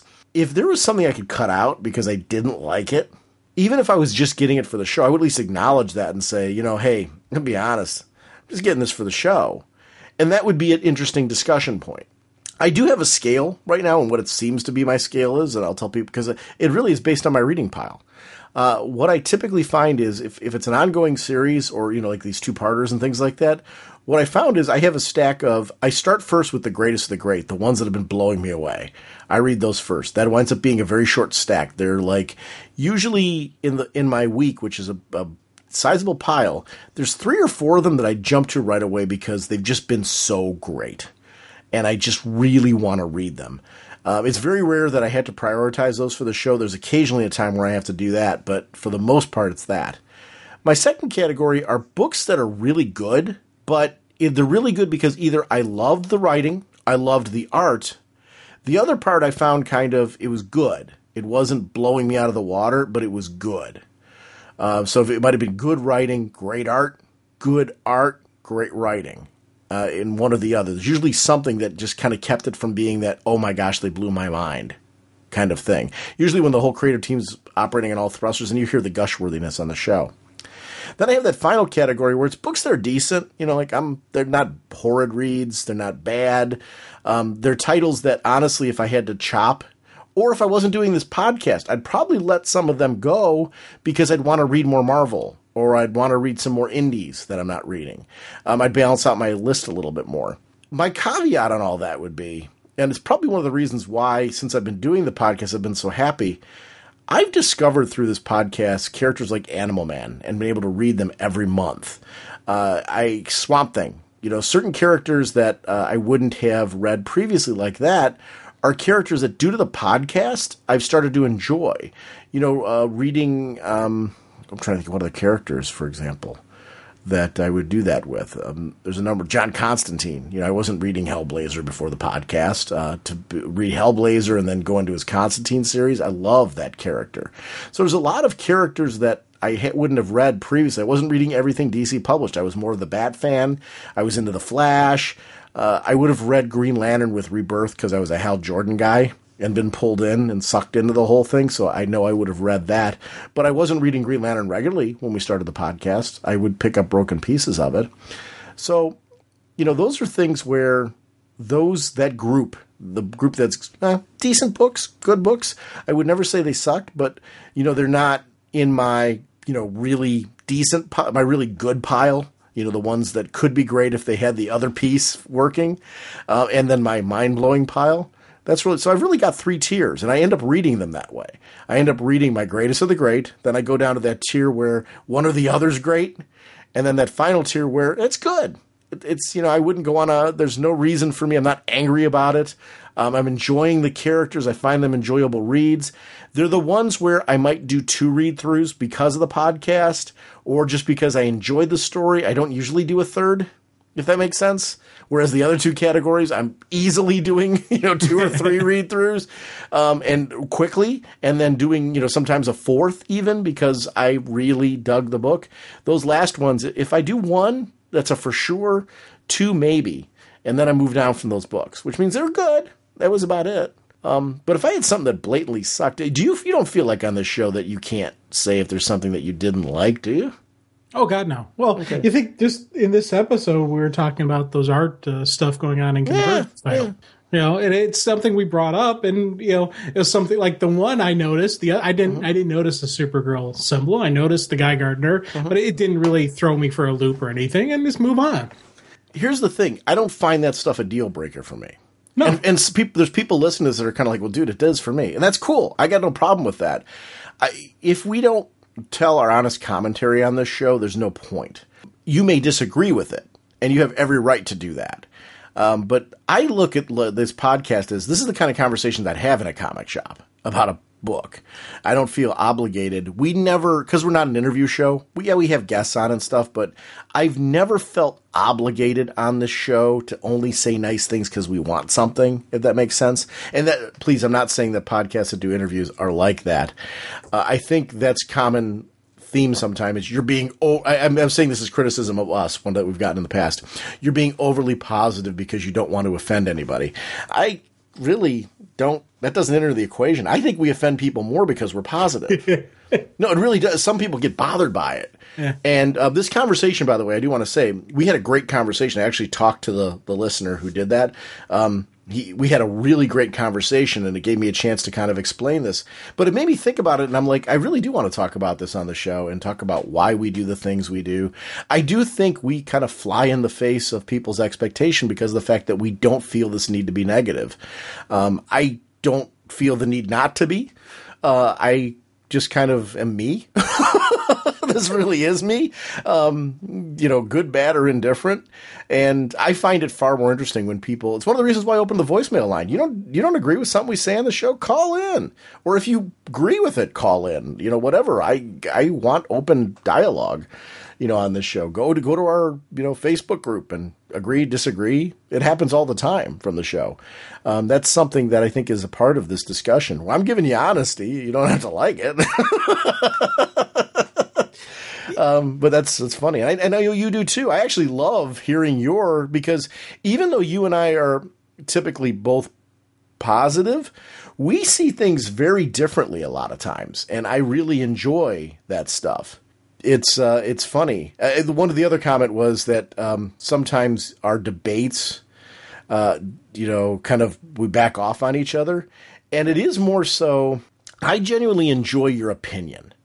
And I do find that sometimes I will get into arguments with you where I am like bashing down your opinion, and I'll go back and go, why am I doing that? I actually, the only reason why I'm passionate about it is because I found the comment interesting. So why would I do that? And I'll pull back and I'll even apologize and validate some of what you're saying, because it's true that, the opinions are different, and you'll fight venomously for something that you thought, and keep bringing up the issue. We both have done that from time to time, but we do it more rarely these days because I think we've got more respect for the opinions that we share, and sometimes just agree to disagree quicker, just because we've had some insane debates on this show over crazy nonsense. I like when we debate and we're saying the exact same thing, yes, but we're saying it differently. I love those debates with us because we'll get to the point where we both realize we're saying the exact same thing, right, but we kind of got that little stubbornness where we don't want to completely give in, so we kind of just give in, agree to disagree, even though we're saying the exact same thing. And it's you and I have known each other for so long that we have these discussions. We can have these arguments, but we're not going to sit there. I'm never going to call you an idiot, and you're never going to call me an idiot, just because we know neither one of us are stupid. We may say stupid things time to time, but we know we're not stupid. And that's part of just the, when we get going on a debate or when we get going on a discussion, I know that you're looking at it differently than I am. I'm looking at it differently than you are. So you got to respect their opinion and their commentary and their perspective, even if you don't agree with it all the time. Yeah. I do find one of my frustrations at time when it comes to the podcast, even, you and I have very busy weeks where sometimes we do shorter episodes. Other times we'll do our 3-hour monsters and things like that. One of my big frustrations is, with the fact that there's a nice pack of books every week that I read that are great. We don't get to talk about all those books. Sometimes there's books that fall in the other category where, that's a really good book. And, if the art was just a little better, or if the writing was just a little better, one of those two, it would be in the great category. That might have an event in there, though, that we have to talk about this on the show because it just happened and it's an interesting topic. There's a lot of books that fall in the enjoyable category, which is probably my bottom tier category. It is my bottom tier category, that are books that are they're enjoyable. I'm glad I'm reading them. I'm not offended that I'm reading them. They don't bother me or anything. Are they as good as the other two categories? No, but that's not consistent every month. There's some books that flip, where a book that 2 months ago was just an enjoyable book, 2 months later might be a great book or a really decent book because of some event that's finally paid off. So I think I tend to look at serialized comics as this thing where sometimes a book is just building and the issue was good. I enjoyed the ride. I'm waiting patiently to see where it's going. And that's kind of where I'm at. And I tend to do that more often. Sometimes that pays off. Other times it doesn't, but that tends to be more my ride. I know myself pretty well, though. I've got very diverse tastes, sometimes too diverse because I don't get to do all the things or read or, all that stuff that I want to. But I know sometimes what not to pick up. Like, previews is a huge tome, and I can go through previews and tell you, you know, that might be great for somebody else, but that's not my cup of tea. So I just won't pick that up. When it comes to superhero stuff, though, I'm pretty good, you know, as far as I'll read all of it and really enjoy it. I mentioned Invincible before, by the way, in it from Image. I just think that's a fantastic book. Really, really phenomenal. It's Spider-Man meets the newer Blue Beetle. And I think it's just done really, really well. And I don't mean to diminish it by saying that. It's everything that I liked about both of those characters in a very unique package, and it works really well. So I don't know. I just kind of like that kind of stuff. It's fun to do explanations every so often. I think probably that criticism's labeled, and probably fairly more labeled to me, because I tend to be the overly positive one on the show, and that's just the way I read. Not but because that's I'm actually forced how you are as well. Mm-hmm. That's how you are in life. So it's interesting because, you know, for me, between the two of us, I'm a little bit more cynical than you are, and I'm a professional cynic. It's my job to do that. So I look at life a little bit differently than you do. You're right. The educator. You're the, hey, kids, let's do this. You know, and you're always going to be that teacher. You're always going to be that force that, you know, wants to make, you know, wants people to learn, wants people to enjoy life, and just that's your personality. That's how you do this. And I think that's, you know, this is you. And it's our friend Joe, who he'll listen to the show every so often, and he doesn't read comics, but he's able to listen to our show because he knows us, and this is just us having a conversation, and he's able to, you know, turn it on while he's working, and he goes through, and it's, you know, he understands it. And so it's kind of, this is who we are. This is, you know, it's, I laugh when people say, "Oh, you're coming across as fake," because I am a really bad liar. I am a terrible liar. You know, I forget if I tell a lie, I forget the lie I said. I have to be honest, because if I tried to lie, if I tried to do something like that, I'd get caught so easily on a lie. So I've got to just throw it out there. Occasionally I I try to be a character. Occasionally I try to have some fun with it, you know, and I'll do stuff, you know, that'll be, again, I'll say something stupid, not because I am stupid, but because I'm saying something stupid. But I have to be, in a sense, I have to be completely honest out here, especially when we're going into the books. I can't speak for every podcaster out there, but I will say this. In my experience, most of the podcasters that I've met, and usually when I meet people, I've either listened to their show beforehand, or, you know, after meeting them, I listen to their show just because there's, you know, I find that there's something I connect with them and I want to hear their stuff and I get into it. I do find that most podcasters, if they stick around, tend to stick around because they just want to be themselves and do their own show. So, I mean, that's why I think you get such a great mishmash, and probably podcasts are so unique, because if you get people that are just being themselves, you're going to get automatic diversity in podcasts, because you're going to get some people that are hypercritical, and that's just their bag, and they're really good at it. You know, and they like to, and they poke holes and they find these things. I like to examine events with comics. I like to dig deep. I like to speculate. And I love, like, when your speculation flies in the face of my speculation. Those are the debates I want to have, because I want to wrap my head around what's going on in books. There's, you know, the events in Convergence right now. I want to know what this time thing is going to mean for them. You know, is this going to lead to some lasting effect? I walked into this pretty much assuming from the Divergence previews that the Earth 2 characters were going to be the survivors. You know, meaning the new 52 Earth 2 characters were going to be the survivors, because we know they have a series after this. I'm more excited that maybe I oversimplified, you know? I think that, to me, I'm anticipating that. I would love to see what that looks like if they're going to play that into this afterwards. And I don't know what that's going to look like. I'm very anxious for the next issue. I can't believe it's only next week. It hasn't really struck me yet, because I was driving home today and you go, you know, dude, there's a new issue of Convergence out. I read it. Do you want to read it? And I'm glad we did, because I like to stay current on this kind of stuff.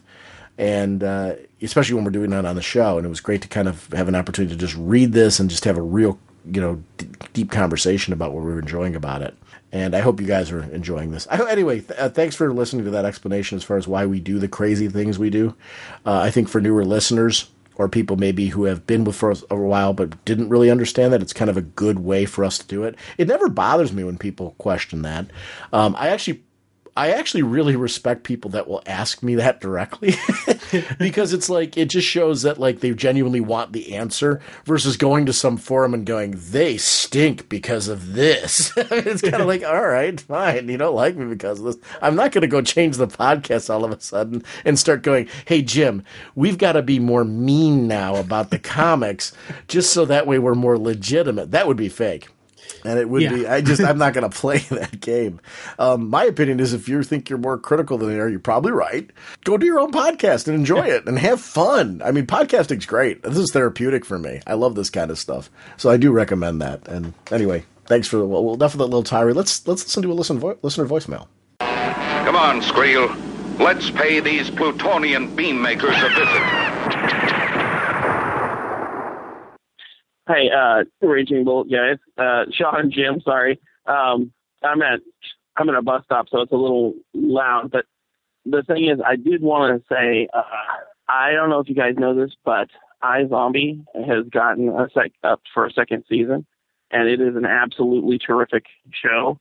But I never read the Vertigo title, and so I'm wondering if, number one, if either of you have read the Vertigo title, and is it similar to the show, or did they really? I think at one point I could have sworn it was on your guys' show that Sean said there's some serious departures, but I mean, is the tone the same? Is it anyway? I'm thinking about reading it. So what would you suggest?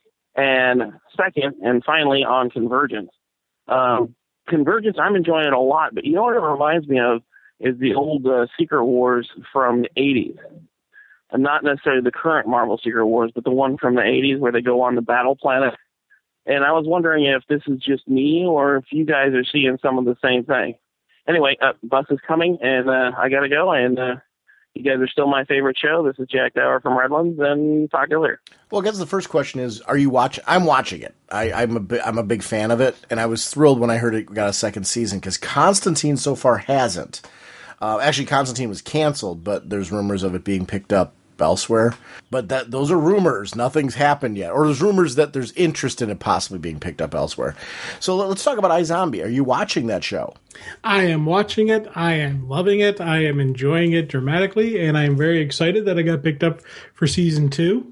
I read the iZombie series, so when when I heard the TV show, I was excited because there are departures from it, but I would say if you're enjoying the TV show, you will enjoy the comic. Yes. Yeah, definitely, because it's kind of neat because they go different directions, but it has the same kind of groove to it. And it has that same type of feel where you're getting, there are comedic moments, there are funny moments. I think there's more, I'd say more comedic moments in the comic book series than in the TV show, but the TV show is fun. So it's, I don't know, it's because the comic actually does deal with, really does brought out the level of creepiness of the different types of monsters. We know zombies exist. Well, guess what? Other types of monsters exist as well in the comic book universe. And I love how they have all the different types of creature feature going on in the comic book. Yeah, that's some of the things that I really like. And it's funny. We talked about it before it was released. And that's where I think we were talking about, we heard that there was going to be a drastic departure. I'm with you. I don't think the tone is as drastic a departure as I thought it was going to be. I've been really enjoying the series. I mean, her job, like in the comics, she was a grave digger, for example. That's not, she works in a morgue, for lack of a better purpose in this one. And she's more involved with experiments and things like that because of the nature of her partner. And I like that. I don't have a whole lot of problem with it. She actually does some police investigating and that kind of stuff too, which it's interesting with the way that there's a down and out of his luck police officer that she's working with. I don't find the tone to be that different. I don't find her to be that different. It's more, I guess the best way to put it, it's a really good Elseworlds iZombie. Yeah. Because it sticks to what's great about the character. The good part about that is it's kind of, I think it's a little bit closer to what Walking Dead does, where Walking Dead's following the comic, but take some characters are alive that weren't alive before. They've got Daryl and Merle in the TV show who weren't in the comic. I think it's closer to that, although not quite as close to the comic as Walking Dead is. But I feel thematically, I would recommend you read iZombie if you're loving the show, because it's different enough that there's a lot to enjoy, but it's thematically, the tone's similar, so I think you'll have a lot of fun with it. So if you're digging that show, I can't recommend the comic more because of that. And the nice part is you're going to be getting something unique and fresh in the iZombie-ish world from it. I guess that's the only way I could really put it. Yeah. I agree with you on that. It's I recommend giving the book a read. If you're enjoying the TV show. Yeah, the writing was really great. Chris Robertson's writing, and Michael Allred, I adore. I'm a big Mad Men fan. I love his work on Mad Men, and his work on this was really, really great. And he did Ecstatics over at Marvel too. He's somebody I tend to follow. If he's doing a project, I tend to follow him just because I really enjoy his artwork. And that would really paid off in this one. So a big fan. Convergence as kind of a closer to Secret War. Here's the thing. When he was saying it, I'm like, oh, I can see how he got that. I didn't get that vibe though. But yet I see how his conclusion is that, because it does feel more like that with the fact that the original Secret War, you had heroes and villains kind of plucked out of their respective locations and dropped onto Warworld. So in this case, these cities are being dropped onto a war world. I shouldn't say war. It wasn't a war world in Secret War. It was really the Beyonder doing that. But you've got this more godlike being doing this to them in Brainiac. Especially with the way Brainiac's been kind of evolved, I think, over the years, dropping them into this location for the purpose of battling for there to be only one. So I can see that. Do you feel it that way, or? I could see that. Yeah, I didn't think it. To be honest, I didn't think it at the time, but as soon as you said, I'm like, yeah, I could see that. I can get the groove, because I think the same thing with the differences being that we have multiple Superman, multiple Batman, that's for me was why I wasn't really thinking Secret Wars. But I completely understand it, and I wouldn't object to the comparison, because there is a solid, there are some similarities where you have these heroes fighting. I think we talked about it earlier where we mentioned the Marvel versus DC team ups. I've thrown out Mortal Kombat a lot, where you kind of have that the heroes fighting each other, and you have different people fighting each other, so you can kind of see it. But again, one of the things I digged about Convergence is it wasn't just about the combat. There was more to the story. And with the Secret Wars, there was some cool stuff that happened in it as well. So I remember reading Secret Wars. I remember thinking, oh, okay, that's kind of a neat thing. And there was some stuff that spun out of it. Obviously, the Superman, the Spider-Man suit, and just everything that came out of Secret Wars and the follow-ups, etc. So there was something that occurred outside it. So again, there are some similarities when you get these massive events where heroes are fighting each other. You're going to get comparisons, and you're going to get justification, but it's never going to be an exact matchup. And I'm glad for that. Yeah, I think his point's interesting though, because I think what his point he was trying to make there, if I'm understanding correctly, was it kind of separates it from other DC events in the sense that we're treading a different ground than your previous crises in the way that it's handled, and I would agree with that. I think there's probably taking a look at, hey, what kind of different things could we do with these characters and maybe haven't been done before. Convergence does feel real different for me. And I think for some people, they're really liking that. And for other people, they're not. I'm seeing really interesting mixed reactions to it. I like the story pacing just because it feels different as well. The difference part actually really works for me on this. Yeah, and you know what? I'm remembering that the Arena event they had a couple years ago. Countdown Arena. Countdown Arena, yeah, that event they had, and I'll tell you right now, I like Convergence over Countdown Arena. I do too. But that's again a very similar story where it's multiverse heroes, combat, and all that, because that was more of a focus on the combat and not as much on the actual story, a broad story being told. Whereas Convergence has those cool fight sequences, has some cool stuff going on where we're getting those neat moments, but it is about the overarching story, and that's something I really dig about Convergence. I think what the difference this has over Countdown Arena too. In Countdown Arena, they were revisiting some of these Elseworlds in the way that they were doing it, but I didn't feel like they were gone.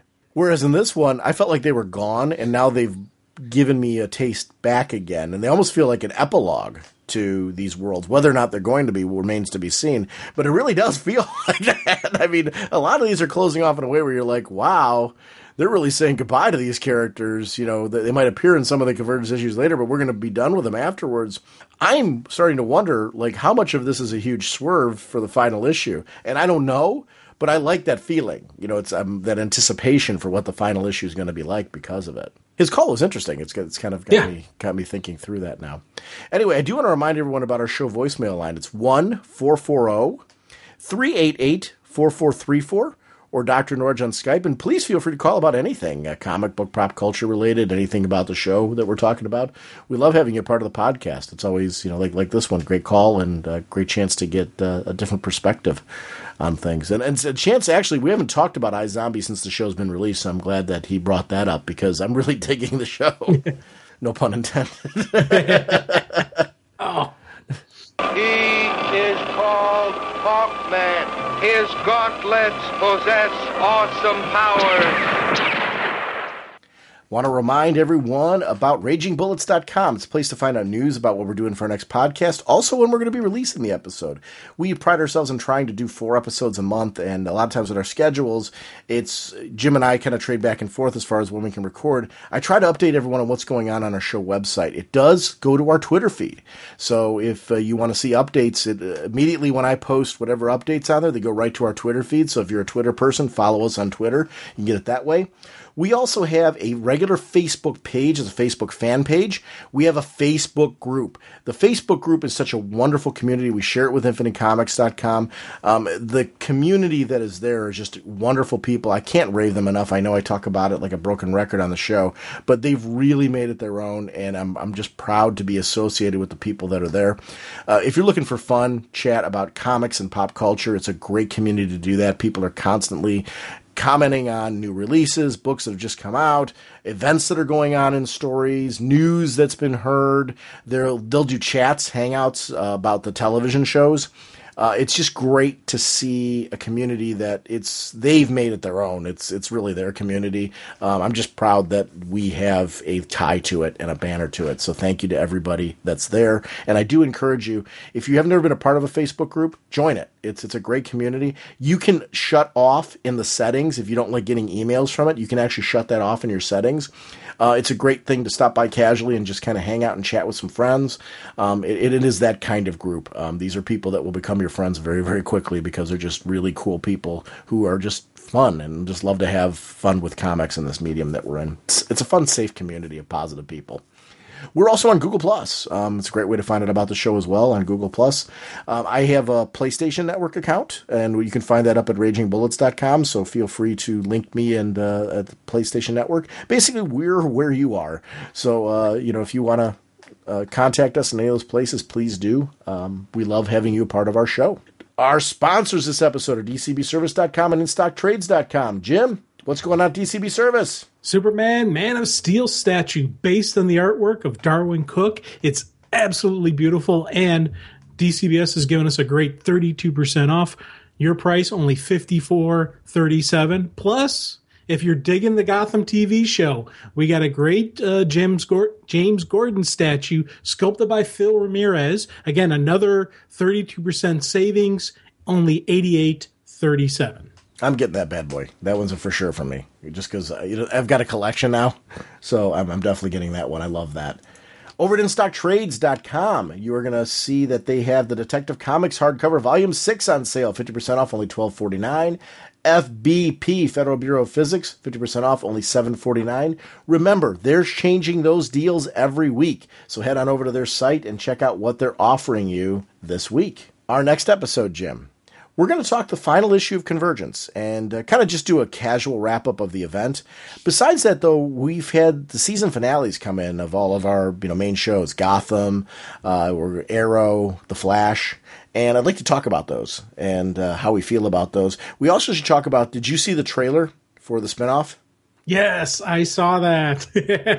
Yeah. Wait, maybe we shouldn't wait to talk about that. You want to talk about that now? All right, so this is going to be a little spoilery real quick. This is kind of a weird way to end the show, but just so you know, if you hadn't seen the trailer and you didn't want to know about Legends of Superheroes, it's Legends of Superheroes, right, or something like that? Yeah. It's the one with the atom spinning off and all that thing. We are going to talk about that right now. So jump off now. It's a good point to do that. All right, that being said, Sarah Lance is alive. She's back. White Canary. Yeah. How does she survive? Oh, no, we saw it. She with the Lazarus Pit. Right. That was in the trailer. Yeah. But wait, dude, not just Sarah Lance. This show's got Hawkgirl. Yes.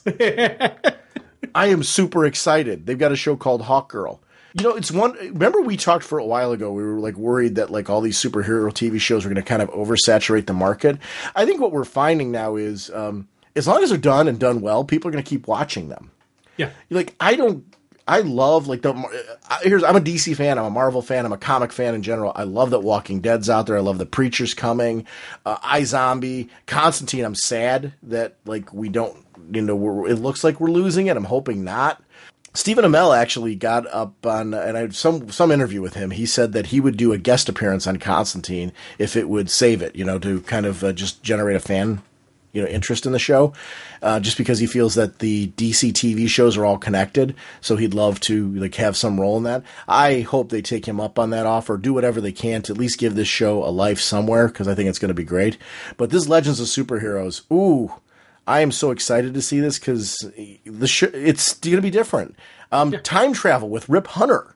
That whole concept has me. That's really going to be the hook because it's going to set it apart. But we already see on the episode, one of them, Flash is going to be guest starring, which fits his role as a time traveler. I think it's awesome. Oh, definitely. And again, I was very excited. I was sitting there looking at it going, wait, she's back. And I hooped and hollered. That was an honest-to-God hoop and holler when I saw they didn't kill off the character because, one, the character's cool. Two, the actress is awesome. I'm very happy, very excited towards this. And, they got a Hawk, too. Yeah, they got that as well. Captain Cold and Heatwave are going to be in it. Yeah. And especially interesting considering recent events with Captain Cold and Heatwave on the Flash, or Captain Cold in particular, on the Flash television show. I can't wait. I really, really, really like Captain Cold. I do too. I think the way he's being written is awesome, and I think the actor, that right there was a perfect casting because he's got that great just little tone in his voice, just the grit that he's got. I was like, you know what? He right there, spot on. Beautiful casting. Yeah, I'm really enjoying that. It's a good show. Flash is one of my favorite shows right now. I teeter-totter between that and Arrow constantly as far as which one's my favorite show. And I like that this is spinning off. It's with a different twist. They're going after Vandal Savage. I mean, this is really great stuff.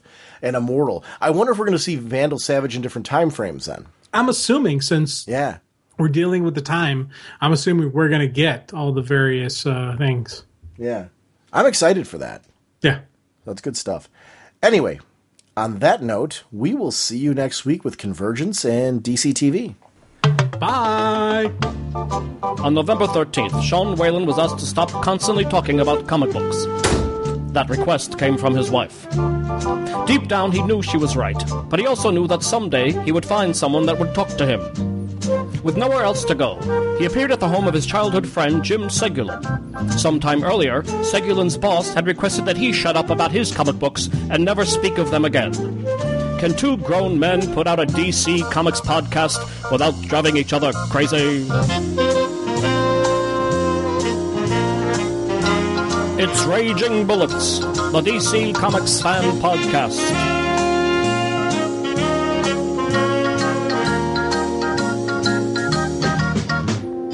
With Sean Whalen as Dr. Norge, and Jim Seguin as the Sensei of the Whatnot and the Duke of You-Know.